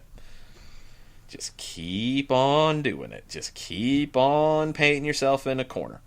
Okay, League One, set to be decided on unweighted points per game, while Stevenage are set to be relegated from League Two after the latest EFL board meeting. Disagreements on League One, continuing the campaign, deciding to curtail it. They have not voted in favor of curtailing the campaign yet. League Two has. So keep that in mind. League Two made a request, or at least some owners did, to not have relegation. Doesn't look like that's going to happen. Looks like you will see relegation. A club should be relegated to the National League, according to the EFL board, if, quote, provided we have assurances that the National League will start season 2020/21. So the relegated team has to have somewhere to play. That's not a guarantee. That's not a guarantee that the National League is operating it as a normal way for 2020-21. Again, go back to the numbers we talked about. You've got Scotland's, 3rd and 4th division, which is probably around that level, talking about we can't play games. We don't know if we're going to be able to pay players. So the National League, are they going to be able to do it? There's no guarantee of that. Keep that in mind. That could prevent relegation. They could say, we're not going to relegate this team to play somewhere where they have nowhere to play. 51% majority is what it takes to curtail the season. League One sides, you have to have 51%. So it's a simple majority to stop the season. That's where we're at. Rick Perry, EFL chairman, said this. In the event that a divisional decision is made to curtail the 1920 season, the EFL board is recommending that the league adopts the original framework with the amendments as identified, as there is a strong desire to remain as faithful as possible to the regulations and ensure there is consistency in the approach adopted across the EFL and all divisions. The board has always acknowledged that a single solution to satisfy all clubs would always be hard to find, but we are at the point now where strong, definitive action is needed for the good of the league and its members. It is. Absolutely. He's right.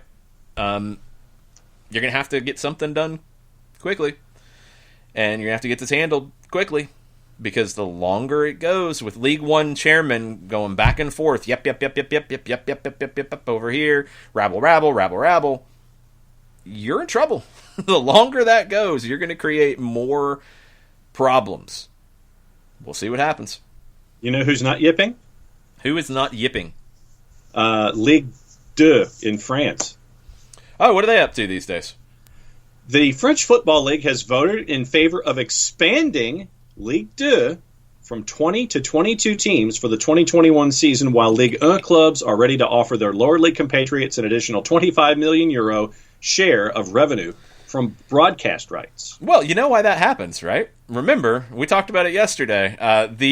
The second division teams in France were going to vote against the league, which is both divisions, first and second division, accepting the loan from the government of €200 million if they didn't get their way. And they weren't going to show up to the General Assembly today. So they got some of their way. I don't know if they got all of the TV money they wanted, but they did get the prevention of relegation from this season, and that probably got them a few votes.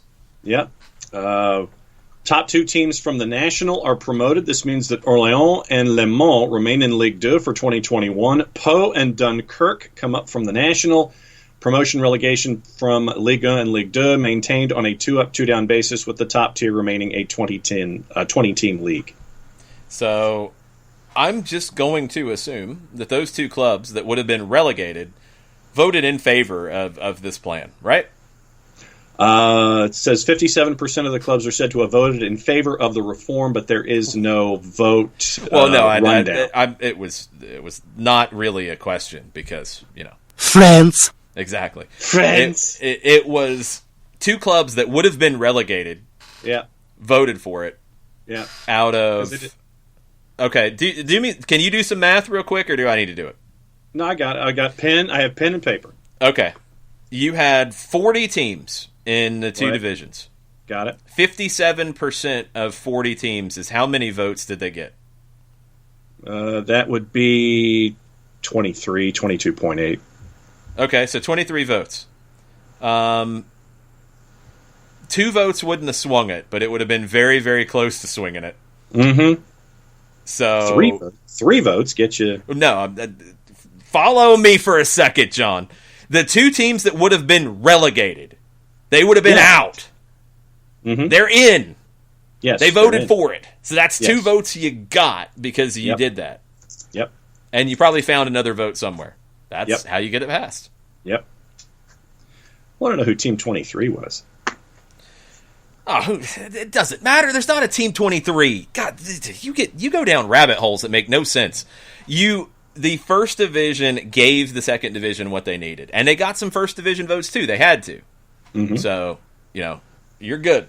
You're good. You got it done. They're going to share more of the money. Okay, cool. Now I wonder if the first division is in complete control of the league, like the second division offered up to them yesterday. Don't know. I mentioned earlier the new argument in Scotland. I mean, they have a new argument every day. But in the Daily Record, St. Mirren chief executive Tony Fitzpatrick insisted that Hearts deserved the drop after a dreadful season that saw them muster just 4 wins in 30 games.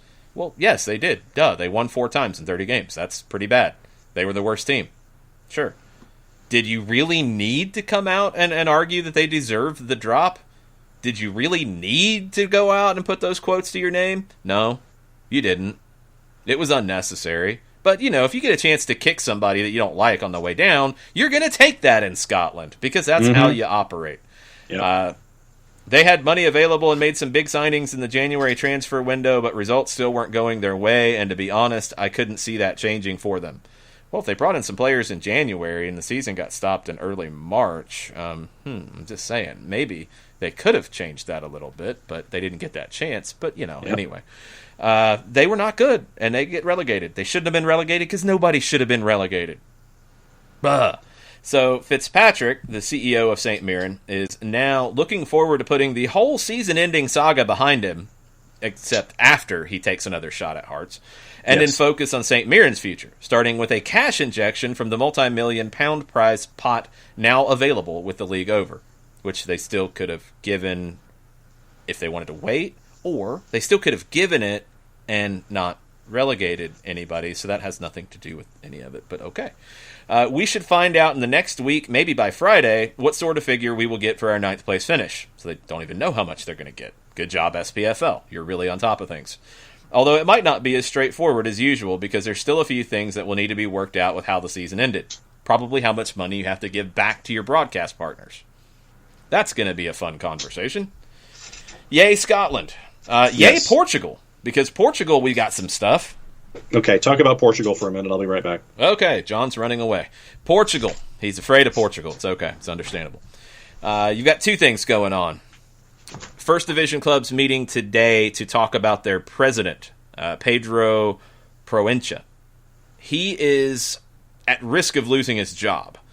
You've got, according to record, some behind-the-scenes movement that you've got teams that are annoyed with his practices. He is potentially losing the title sponsorship of the league because they have a bad relationship. NOS, N-O-S. He has also lost the confidence of the league's TV partners because he really pushed to get games on free TV. The TV partners are essentially cable partners, and they weren't very happy about that because you were creating competition for what they are paying the league for. So, yay. Pedro is not in a good spot in Portugal. Also, and this one is interesting to me, so the 2nd division season in Portugal was suspended earlier this month. Again, it's down to the fact that these lower division teams don't have the money to play games behind closed doors. So they stopped it. I think May 5th is when they made that announcement. Maritimo, sorry, difficult one for me. They are challenging that decision in court, and they are trying to block promotion relegation from happening. So I saw that headline. I saw that come through, and I'm like, well, okay, are they going to get relegated? No. They're 8 points clear of the relegation zone in the 1st division. They're not in the 2nd division. They're not missing out on getting promoted. They're not going to get relegated. They are 8 points clear of getting relegated. So it's like, well, what is the deal here? Why are they trying to block this? And Maritimo is trying to block this. They have went to the courts in Portugal to try to challenge the 2nd division being suspended and block Pro-Rel because they don't want Nacional from getting promoted from the 2nd division. Why don't they want a team to get promoted?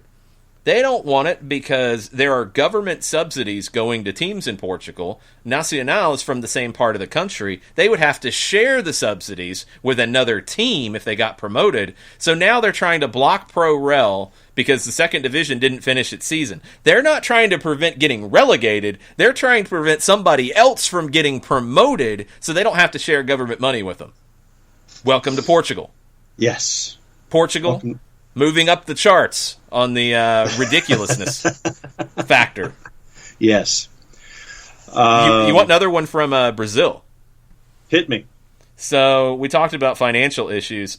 Flamengo, huge team in Brazil. We know this. They trained Tuesday. They trained Wednesday. This was reported by Globo Esporte. On Tuesday, they were already out on the training ground. The mayor of Rio de Janeiro, Marcelo Crivella, had said that the only players who were allowed to be on site were players who were part of the physiotherapy process, recovering from injury. They couldn't run training. Well, Globo Esporte had pictures of them training on 2 different fields with 19 players running sessions. So they had probably drone pictures is what it looked like. They ran full training sessions when the mayor did not allow them to do so. They had testing on Monday. 2 players tested positive. I'm assuming those 2 players were not part of the 19 that trained. They weren't allowed to train on Wednesday. They said they weren't. Well, the pictures kind of show otherwise. Yeah. And it's state by state in Brazil. You've got some teams that are now training. You've got others that aren't. It's a little similar to what we're facing here. But, yeah, you got mayors saying you can't train, and you got teams saying we're not training, and then the drone pops up and takes some pictures, and there's 19 guys training. Yeah. Welcome to Brazil. Oh, goodness. Let's see. I have a new contender for Twit of the Day. Okay. Hit me with this one too, because he doesn't top Callum Hudson-Odoi because of the seriousness of those charges. But I don't know, he's pretty close. Okay. Jonathan Orozco, goalkeeper, Santos Laguna. I've not heard this one. Okay, 8 players from Santos Laguna tested positive for COVID-19. 8. Yes. I wonder why 8 players might have tested positive. Oh. May 12th was Jonathan Orozco's birthday. He had a big birthday party with a band and all kinds of things, and nobody was following social distancing. It wasn't happening. 8 players tested positive. Maybe it was because of the party, maybe it wasn't, but, Sometimes it may be good. Maybe. Good job, Jonathan Orozco. You might have got 8 players on your team sick. Yeah, they are asymptomatic, according to a statement from Liga MX. Plans for Liga MX to resume, possibly by playing the games in one city, were floated by Chivas earlier this week. But I'm guessing because of the Orozco birthday extravaganza, that might be unlikely. For right now it is, because you got 8 players positive. Yes. Maybe in a couple of weeks it's different. We'll see. FC Seoul, by the way, got an $80,000+ fine. $80,000 translated to U.S. dollars. $80,000+ record fine in the K-League for placing the sex dolls in the stands during their last match. Yes. $80,000 fine. Yes. I don't think they got that much from the new sponsor that they found to put sex dolls in the stands. True. The Premier League practices from the Daily Mail. This is the headline, so I'm just going to start with the headline. Okay. Premier League stars return to training hampered by sticky balls due to disinfectant as players slam ludicrous and pointless. I think there's something Weasley going on. Yeah, sticky players, balls. Sticky balls. Disinfectant used on equipment and surfaces has caused clubs issues. Say that headline again. I will say the headline again. Premier League stars return to training hampered by sticky balls due to disinfectant. And boom goes the dynamite. Yeah, pretty much. As players slam ludicrous and pointless COVID-19 fitness programs. That's from the Daily Mail. Sticky balls. I guess there have been issues with the disinfectant that clubs are spraying on footballs as part of hygiene measures. In a reaction with the hot weather, the substance has made the balls sticky and caused surfaces to become tacky, which has affected movement. Mm-hmm. So there you go. Thank you, Pee-wee. It's a different kind of theater, but theater of the absurd. So, we are now talking about sex dolls and sticky balls in soccer down here. Yeah, we are. Welcome to football in quarantine. Uh-huh. Yep, you ain't kidding. Let's see. So, We had news out of U.S. soccer in the last hour. Did you see this? No, what do we have? U.S. Soccer Chief Legal Officer Lydia Walk has resigned from Grant Wall. Her decision comes after the completion of an outside law firm's review of the process of U.S. Soccer's now disowned legal strategy, arguing that women inherently had less skill, ability, and responsibility than men. No shock. That was coming. I mean, it had to happen after you got to the point that you did. It had to happen, so it did, and we'll see how they handle it going forward. But they did a lot of damage, even though they did win the first part of the case, and I don't know if they would have won it with or without that strategy. I don't think it had anything to do with them winning it because of that strategy, to be honest. It came down to dollars and cents. But what they did is they created an atmosphere where the people that are probably more valuable than anybody else in the women's national team program, the players, were disrespected by your legal strategy that you didn't need to even take. So, yeah, you're not going to keep your position. And now the Federation, even though they did win that first part of the argument, there's still more to be heard. They need to settle. And the players do have the ability, and I think they're taking it right now, to continue to push for a good settlement for them. They're not going to get as much as they would have if that part hadn't been thrown out, the part about the equal pay over the last 4-year period. But they do have public opinion on their side, and they are going to use that to try to push. That is another one that you need to get in the virtual room right now and knock it out. The longer this goes with back and forth, and let's say the most outlandish thing possible to get the biggest headline, and let's do this, the longer that goes, the more damage you do. They've got to get it settled. Katie Weaver wants to know if there's going to be a twit bracket. We might have to at this point, because, I mean, you've got Hudson Odoi, you've got Kyle Walker. Walker's the number 1 seed, and I think Hudson Odoi's a 1. Well, right now we've only got the 4. When we get to 16, we'll do a twit of the quarantine era bracket. Jonathan Orozco's moving up the charts. Yeah. Depends on how many videos come out of his birthday party. Yes. I did not see... I saw a picture, and there was a band present. I saw an accordion. I did not see red Solo Cups, but I would assume that they were there, and that definitely ratchets you up the twit of the quarantine rankings if you have red Solo Cups at your event. Yes. Luis Enrique was asked about what he saw in the Bundesliga, and he gave his thoughts on competitive matches without supporters to Colgados del Aro. Okay. Quote, "It's sadder than dancing with your own sister." Wow. I saw some games from Germany over the weekend, and it's a sad sight. You can hear everything, and the intimacy of the better moments is lost. We have to remember, I guess, that this is big business, and I understand that with football back, it may serve as a way of helping people in dealing with confinement. Watching football and basketball in these circumstances is certainly odd. Yeah.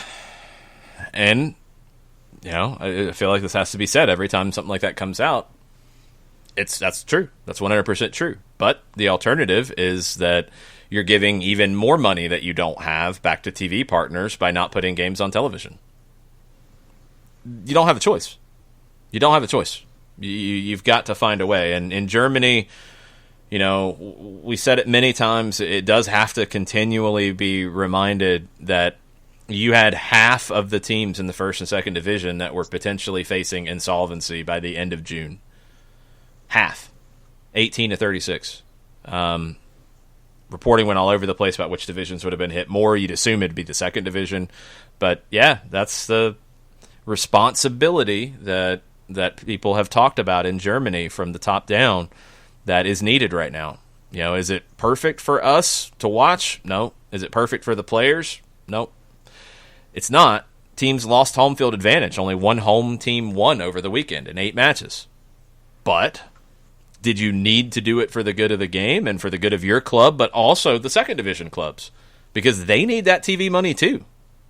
You needed to do it, and they've done it, and other leagues are going to follow because That's where you're at. You've got to find the way to make it as safe as possible and as close to being authentic to what we're used to as possible. And get it as good as you can, as safe as you can, and you've got to move forward. And it looks like Tafka has set the topic for his next opus, the conversation regarding revenue going to USL via TV sponsorship, etc. I mean, it's a very simple conversation. USL needs to sign a TV contract that has a lot of money coming to them. That's it. That's the opus. That's it. There's nothing else because it's not structured the same way. I don't know in England. I do know that the Premier League and the Championship are separate businesses. The Premier League TV money finds its way to the Championship via the parachute payments. But I don't know if the Premier League actually cuts a check to the Championship for it. I know in France, League 1, League 2, they're all part of the same entity, so it's shared. Germany, same thing. Spain, same thing. Here, different businesses. Completely different. Do they partner on teams playing in the USL? Yes. But they are separate businesses. No dollars from MLS's TV deal go to USL. And I don't think that's going to change until the MLS TV deal becomes so big that it could afford to change it. So that's it. And I've seen a lot of arguments about the USL side of things right now where you're talking about, well, it's just the same as it was when the North American Soccer League was around, and you've still got players who are signing per game contracts and small amounts of money and this and that. Yeah, you do. Do you know why you do? The revenues are small. Period. Do you have some teams doing better than most teams do at the second division level in the United States? Yep. You have some great success stories, and you have some growing businesses. They're not rich. Nobody is. Nobody is in USL. And there's not a TV partner out there willing to change that right now. They're not.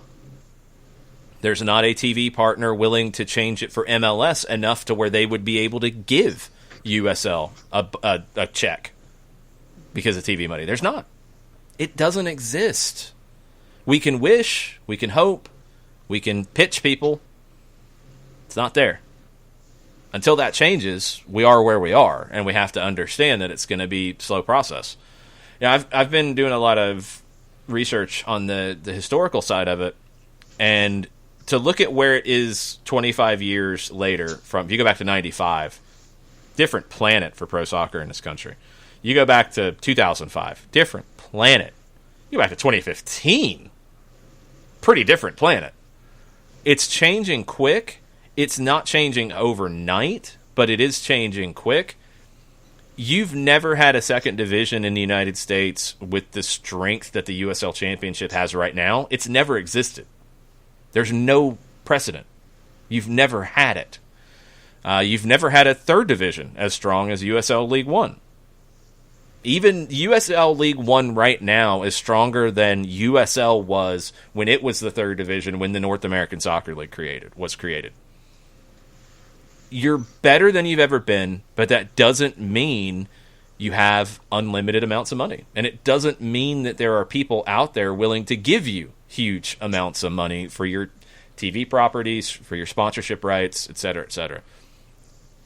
Right now, all of that is at threat, and you've got to find a way to maintain what you have and look for where you can grow in a few years. Because you're not going to grow right now, you're not going to grow next year. It's very hard. You've got to find a way to maintain what you have, because what you have is better than we've ever seen in this country. You've never had a first division, second division, and third division, and national amateur setup between League 2, between NPSL, between UPSL. You've never had what you have now in American soccer history. Ever, ever, ever. It's never happened. This is as good as it has ever been. It's still not perfect. So there's for me, there's just no argument that, well, we need to do all these things that we used to do. No, it didn't work. well, we need to do this. Well, what? Because it's going to come down to money. And right now, nobody's making any of it. So we've got to understand that. There's no money at the moment. And for the matter of public record from the Independent, the EFL's new TV deal that was set up last year between the EFL and their TV partners with Sky, 5 years and £600 million. The EFL? Yes. Yeah. The Premier League is not giving the EFL TV money. No. That's what I said. Yes, and I was just saying that this is what the EFL was. I know. Okay, getting, we got it. We don't want to. I don't want to confuse people. No. In France, in Germany, in Spain, the first division and the second division are in the same company. They share TV money. Second division teams make less, but they share TV money. England, separate companies. They don't share TV money. Right. United States, they don't share TV money. Separate companies. There's a difference. That has to be understood. One final thing on my scans from this morning, in addition to everything that I had on the list, which we pretty much covered. And it goes back to our friends at Watford. Mm-hmm. Owner Giampaolo Pozzo has blasted the Premier League's plans for Project Restart, insisting officials are trying to play games before it is safe to do so. The family owns Watford and Udinese in Serie A, and Pozzo said the conditions are not right yet. The virus is still advancing rapidly there, at least compared to here. The UK is a few weeks behind Italy when it comes to the spread of the disease. So he is not a fan of getting things started on the current timetables. He says that at the minimum, we need a month to have a proper preparation like we do every year before starting the season, whereas we're being super cautious about the virus, then we're going to be totally careless about everything else. He asked that as a question. He says Fiorentina's team doctor was hospitalized with the virus, and the club's sports director revealed that he infected 9 members of his extended family, some of whom also needed medical treatment. And then Pozzo admits, our physicians were frightened by that experience. They said to themselves, if something like that happens here, we would be responsible according to Italian law. Nobody's talking about playing games in England in a month's time. I haven't seen. Those dates have changed. That's a little disingenuous. Now, I'm going to ask this, and I'm going to ask your feedback on this. And you mentioned the word disingenuous. Is it? I'm trying to come up with the word here. My skepticism of what Pozzo is saying is rooted in Watford's position in the table right now, and that's my first reaction when I see stuff like that come out in public. My first reaction is to look at the table. Yeah, and I mean, I didn't know if I was off in that regard or not. No, that's 100%. I mean, I think that factors into it. Where is Watford in the table, to remind everybody? Watford is the club that is above the relegation zone on goal difference only. So if there are no more games played, they would be up and they would not get relegated. Yes, right. If they lose the first game back and the team below them wins, they would be relegated. Yep. Is it in Watford's self-interest to not play games? Yeah, it is. That does have to factor into this because we've seen it across the board. That is not Troy Deeney's position. That needs to be understood. Right. That is not anything to do with 3 people from the club testing positive. Players, and I think 2 players and 1 staff is what we've mostly heard. Those things happened, and those things are real. But to say that you're going to try to rush back and play games, in less than a month's time, that's not true. I don't think anybody's been there.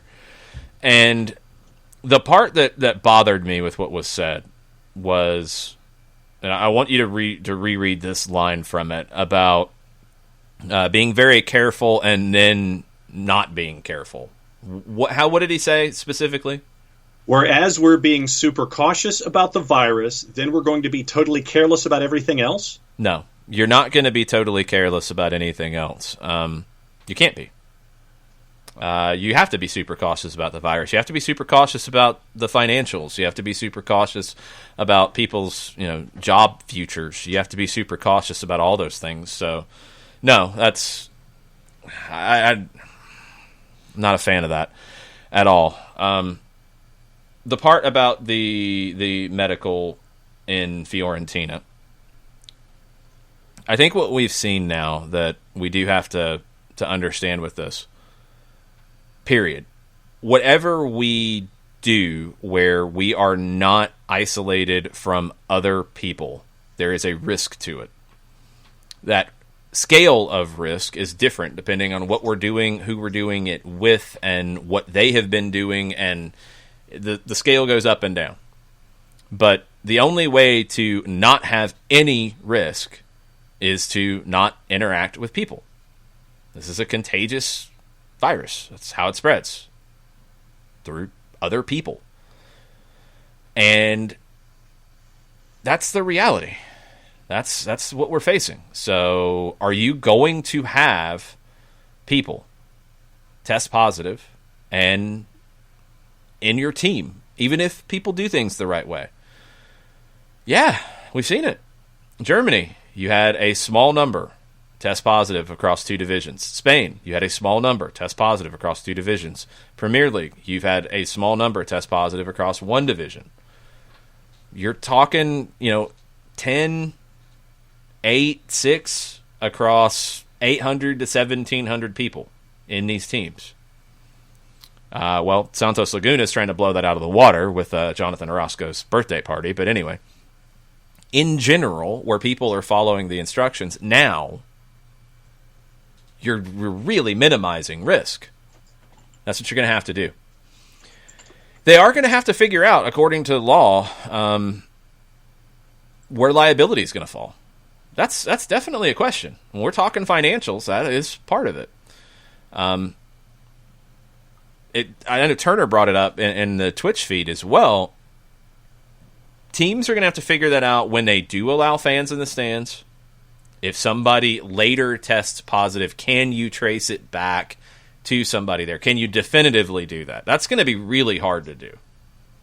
I think it's going to be very hard to create a sense of liability in that legally. I don't know. Lawyers, you guys tell me if I'm wrong. I'm sure it could be argued, but I think it's going to be hard to prove depending on what other interactions a person has over an extended period of time, because as we've seen, you can be exposed to somebody and not test positive for a little while. So this is going to be really difficult to track.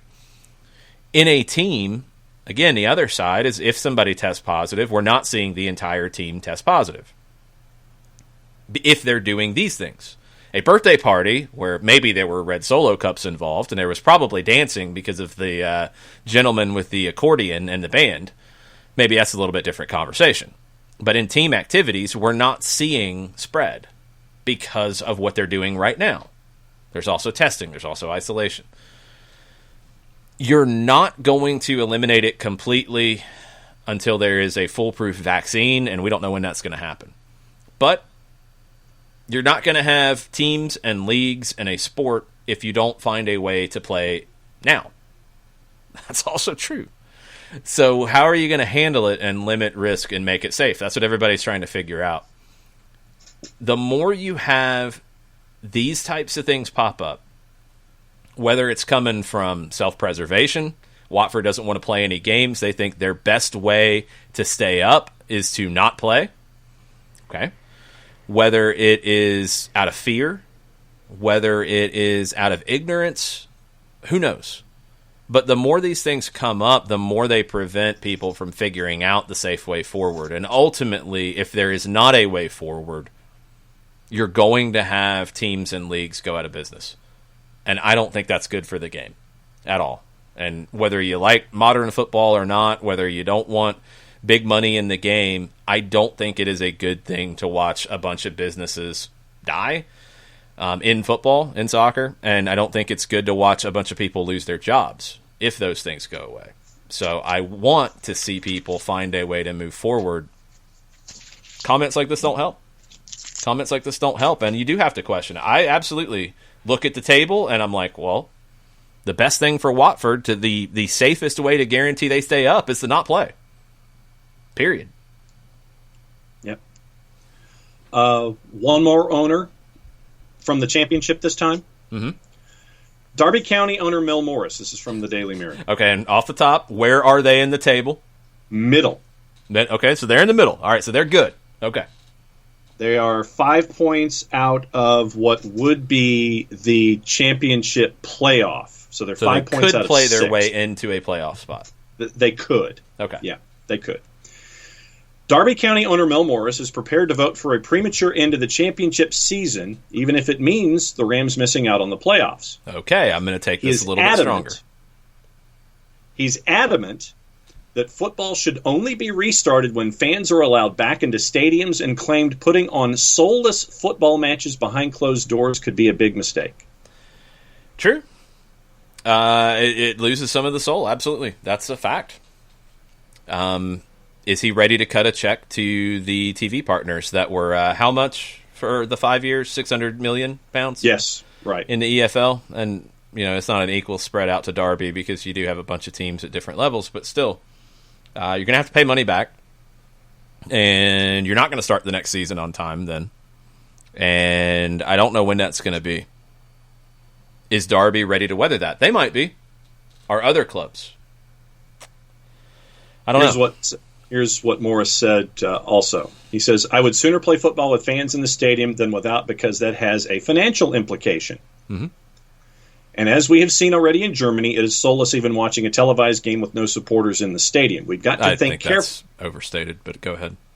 We've got to think carefully about this one. I'm very pragmatic about it, but for me, football really returns when fans can actually go into the stadium for real. That's what I feel. If we start playing now, there's no guarantee that even if we kick off in June that we'll see the season out. I guarantee if we were hit with a big blight of players being infected by this dreaded disease, then it will bring things to a rapid halt.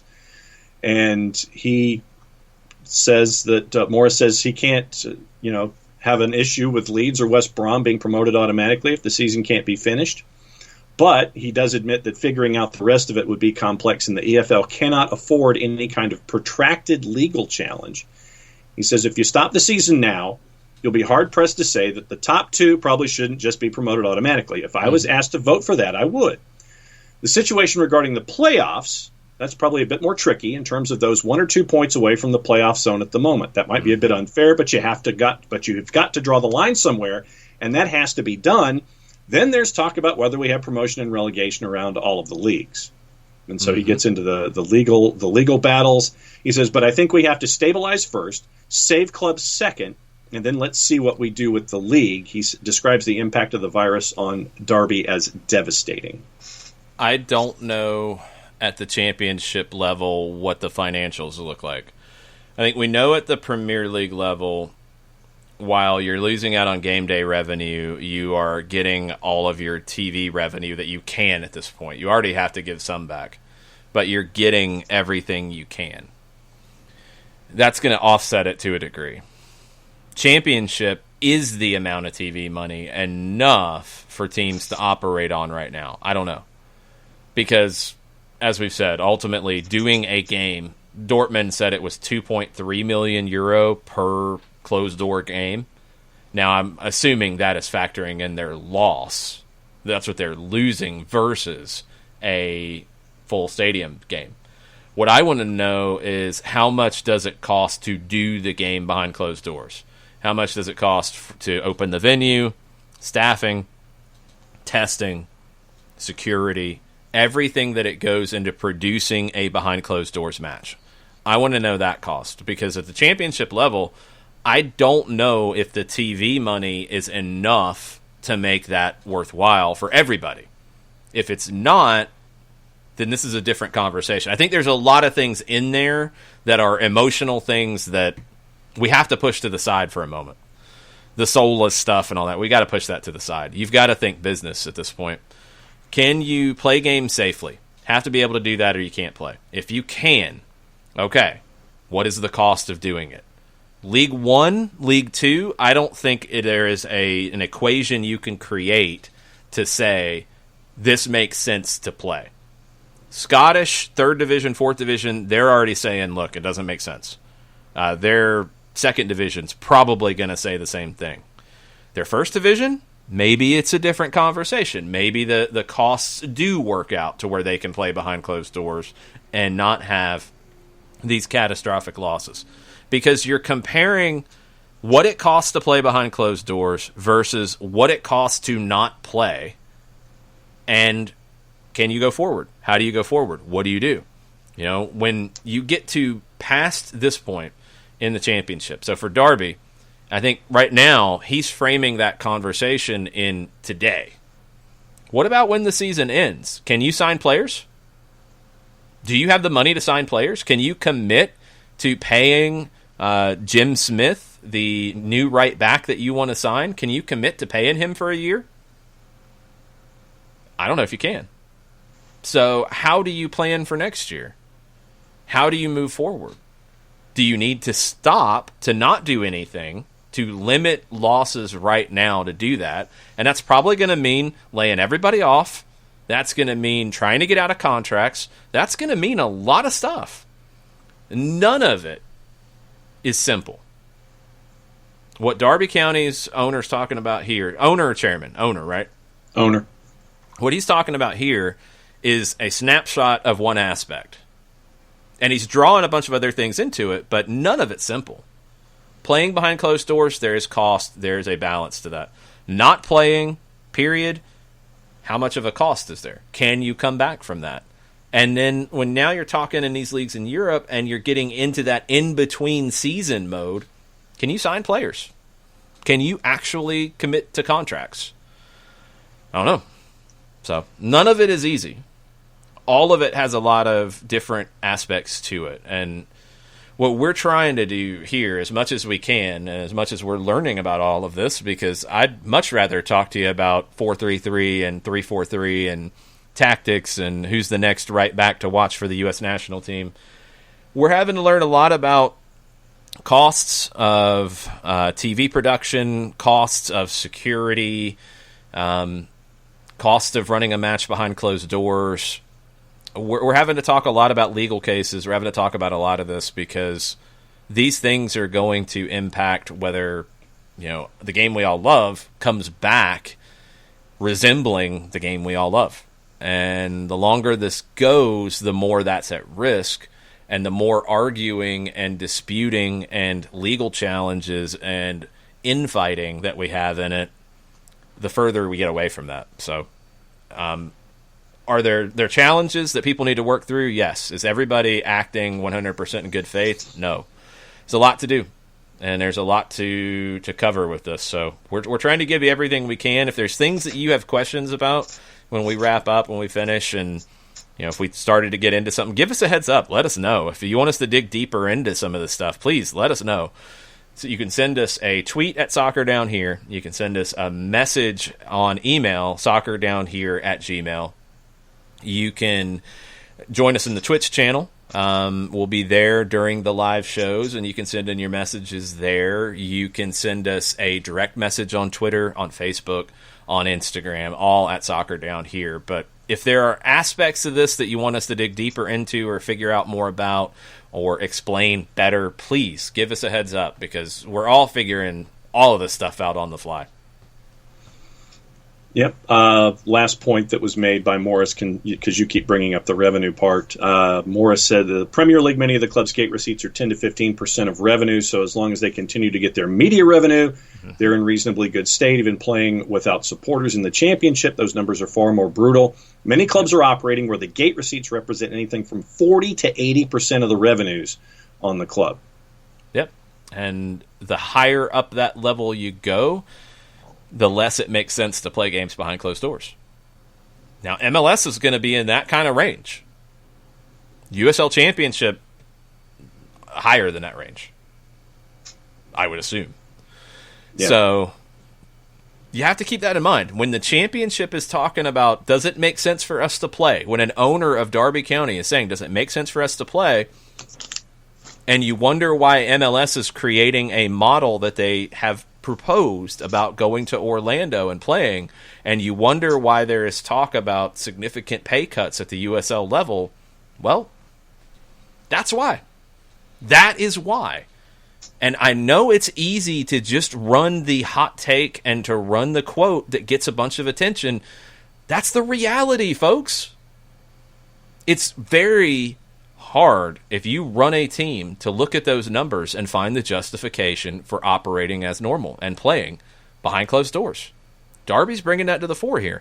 I think there is, and the championship, again, I don't know every aspect of every bit of revenue that comes in. You know, does it hurt you more to not play and save money than to play and invest money? Because that's what you have to look at it as. I don't know. I don't know that equation right now.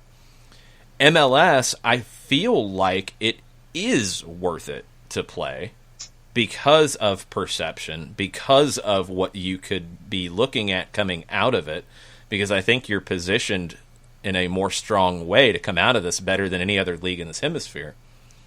But you are going to lose money, a lot of it, early on to play games. There's no way around it. That's a fact.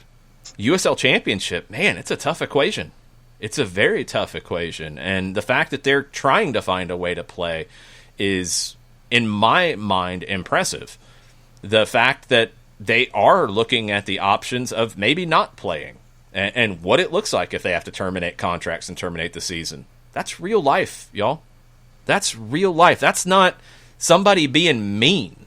That's real life. When your revenues are derived, championship numbers, 40 to 80%.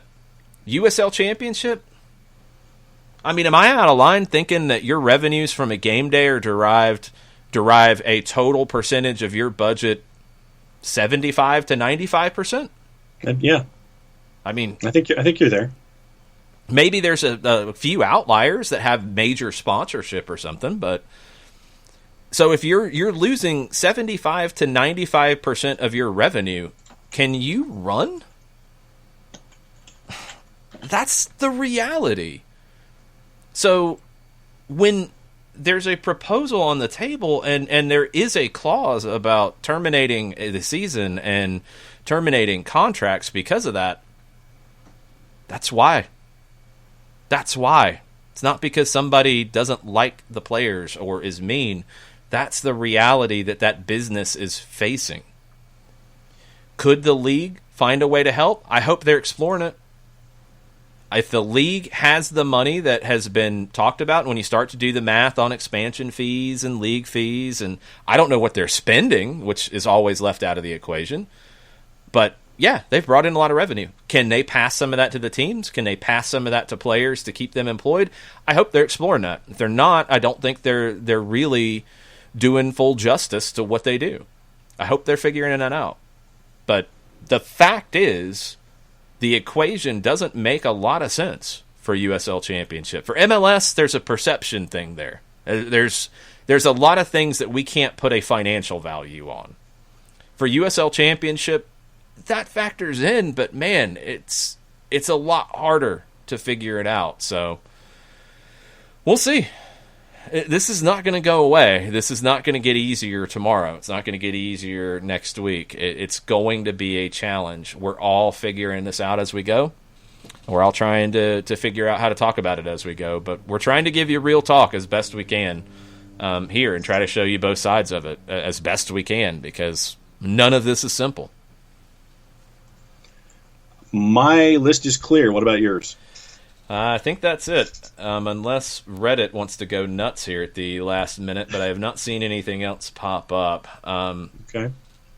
I will be digging into an article that just got posted on Soccer America. Maybe we'll talk about it tomorrow. Tab Ramos talking about the new MLS youth setup, and he said that the DA was an unorganized mess, which very well could be the case. There were a lot of issues with the DA.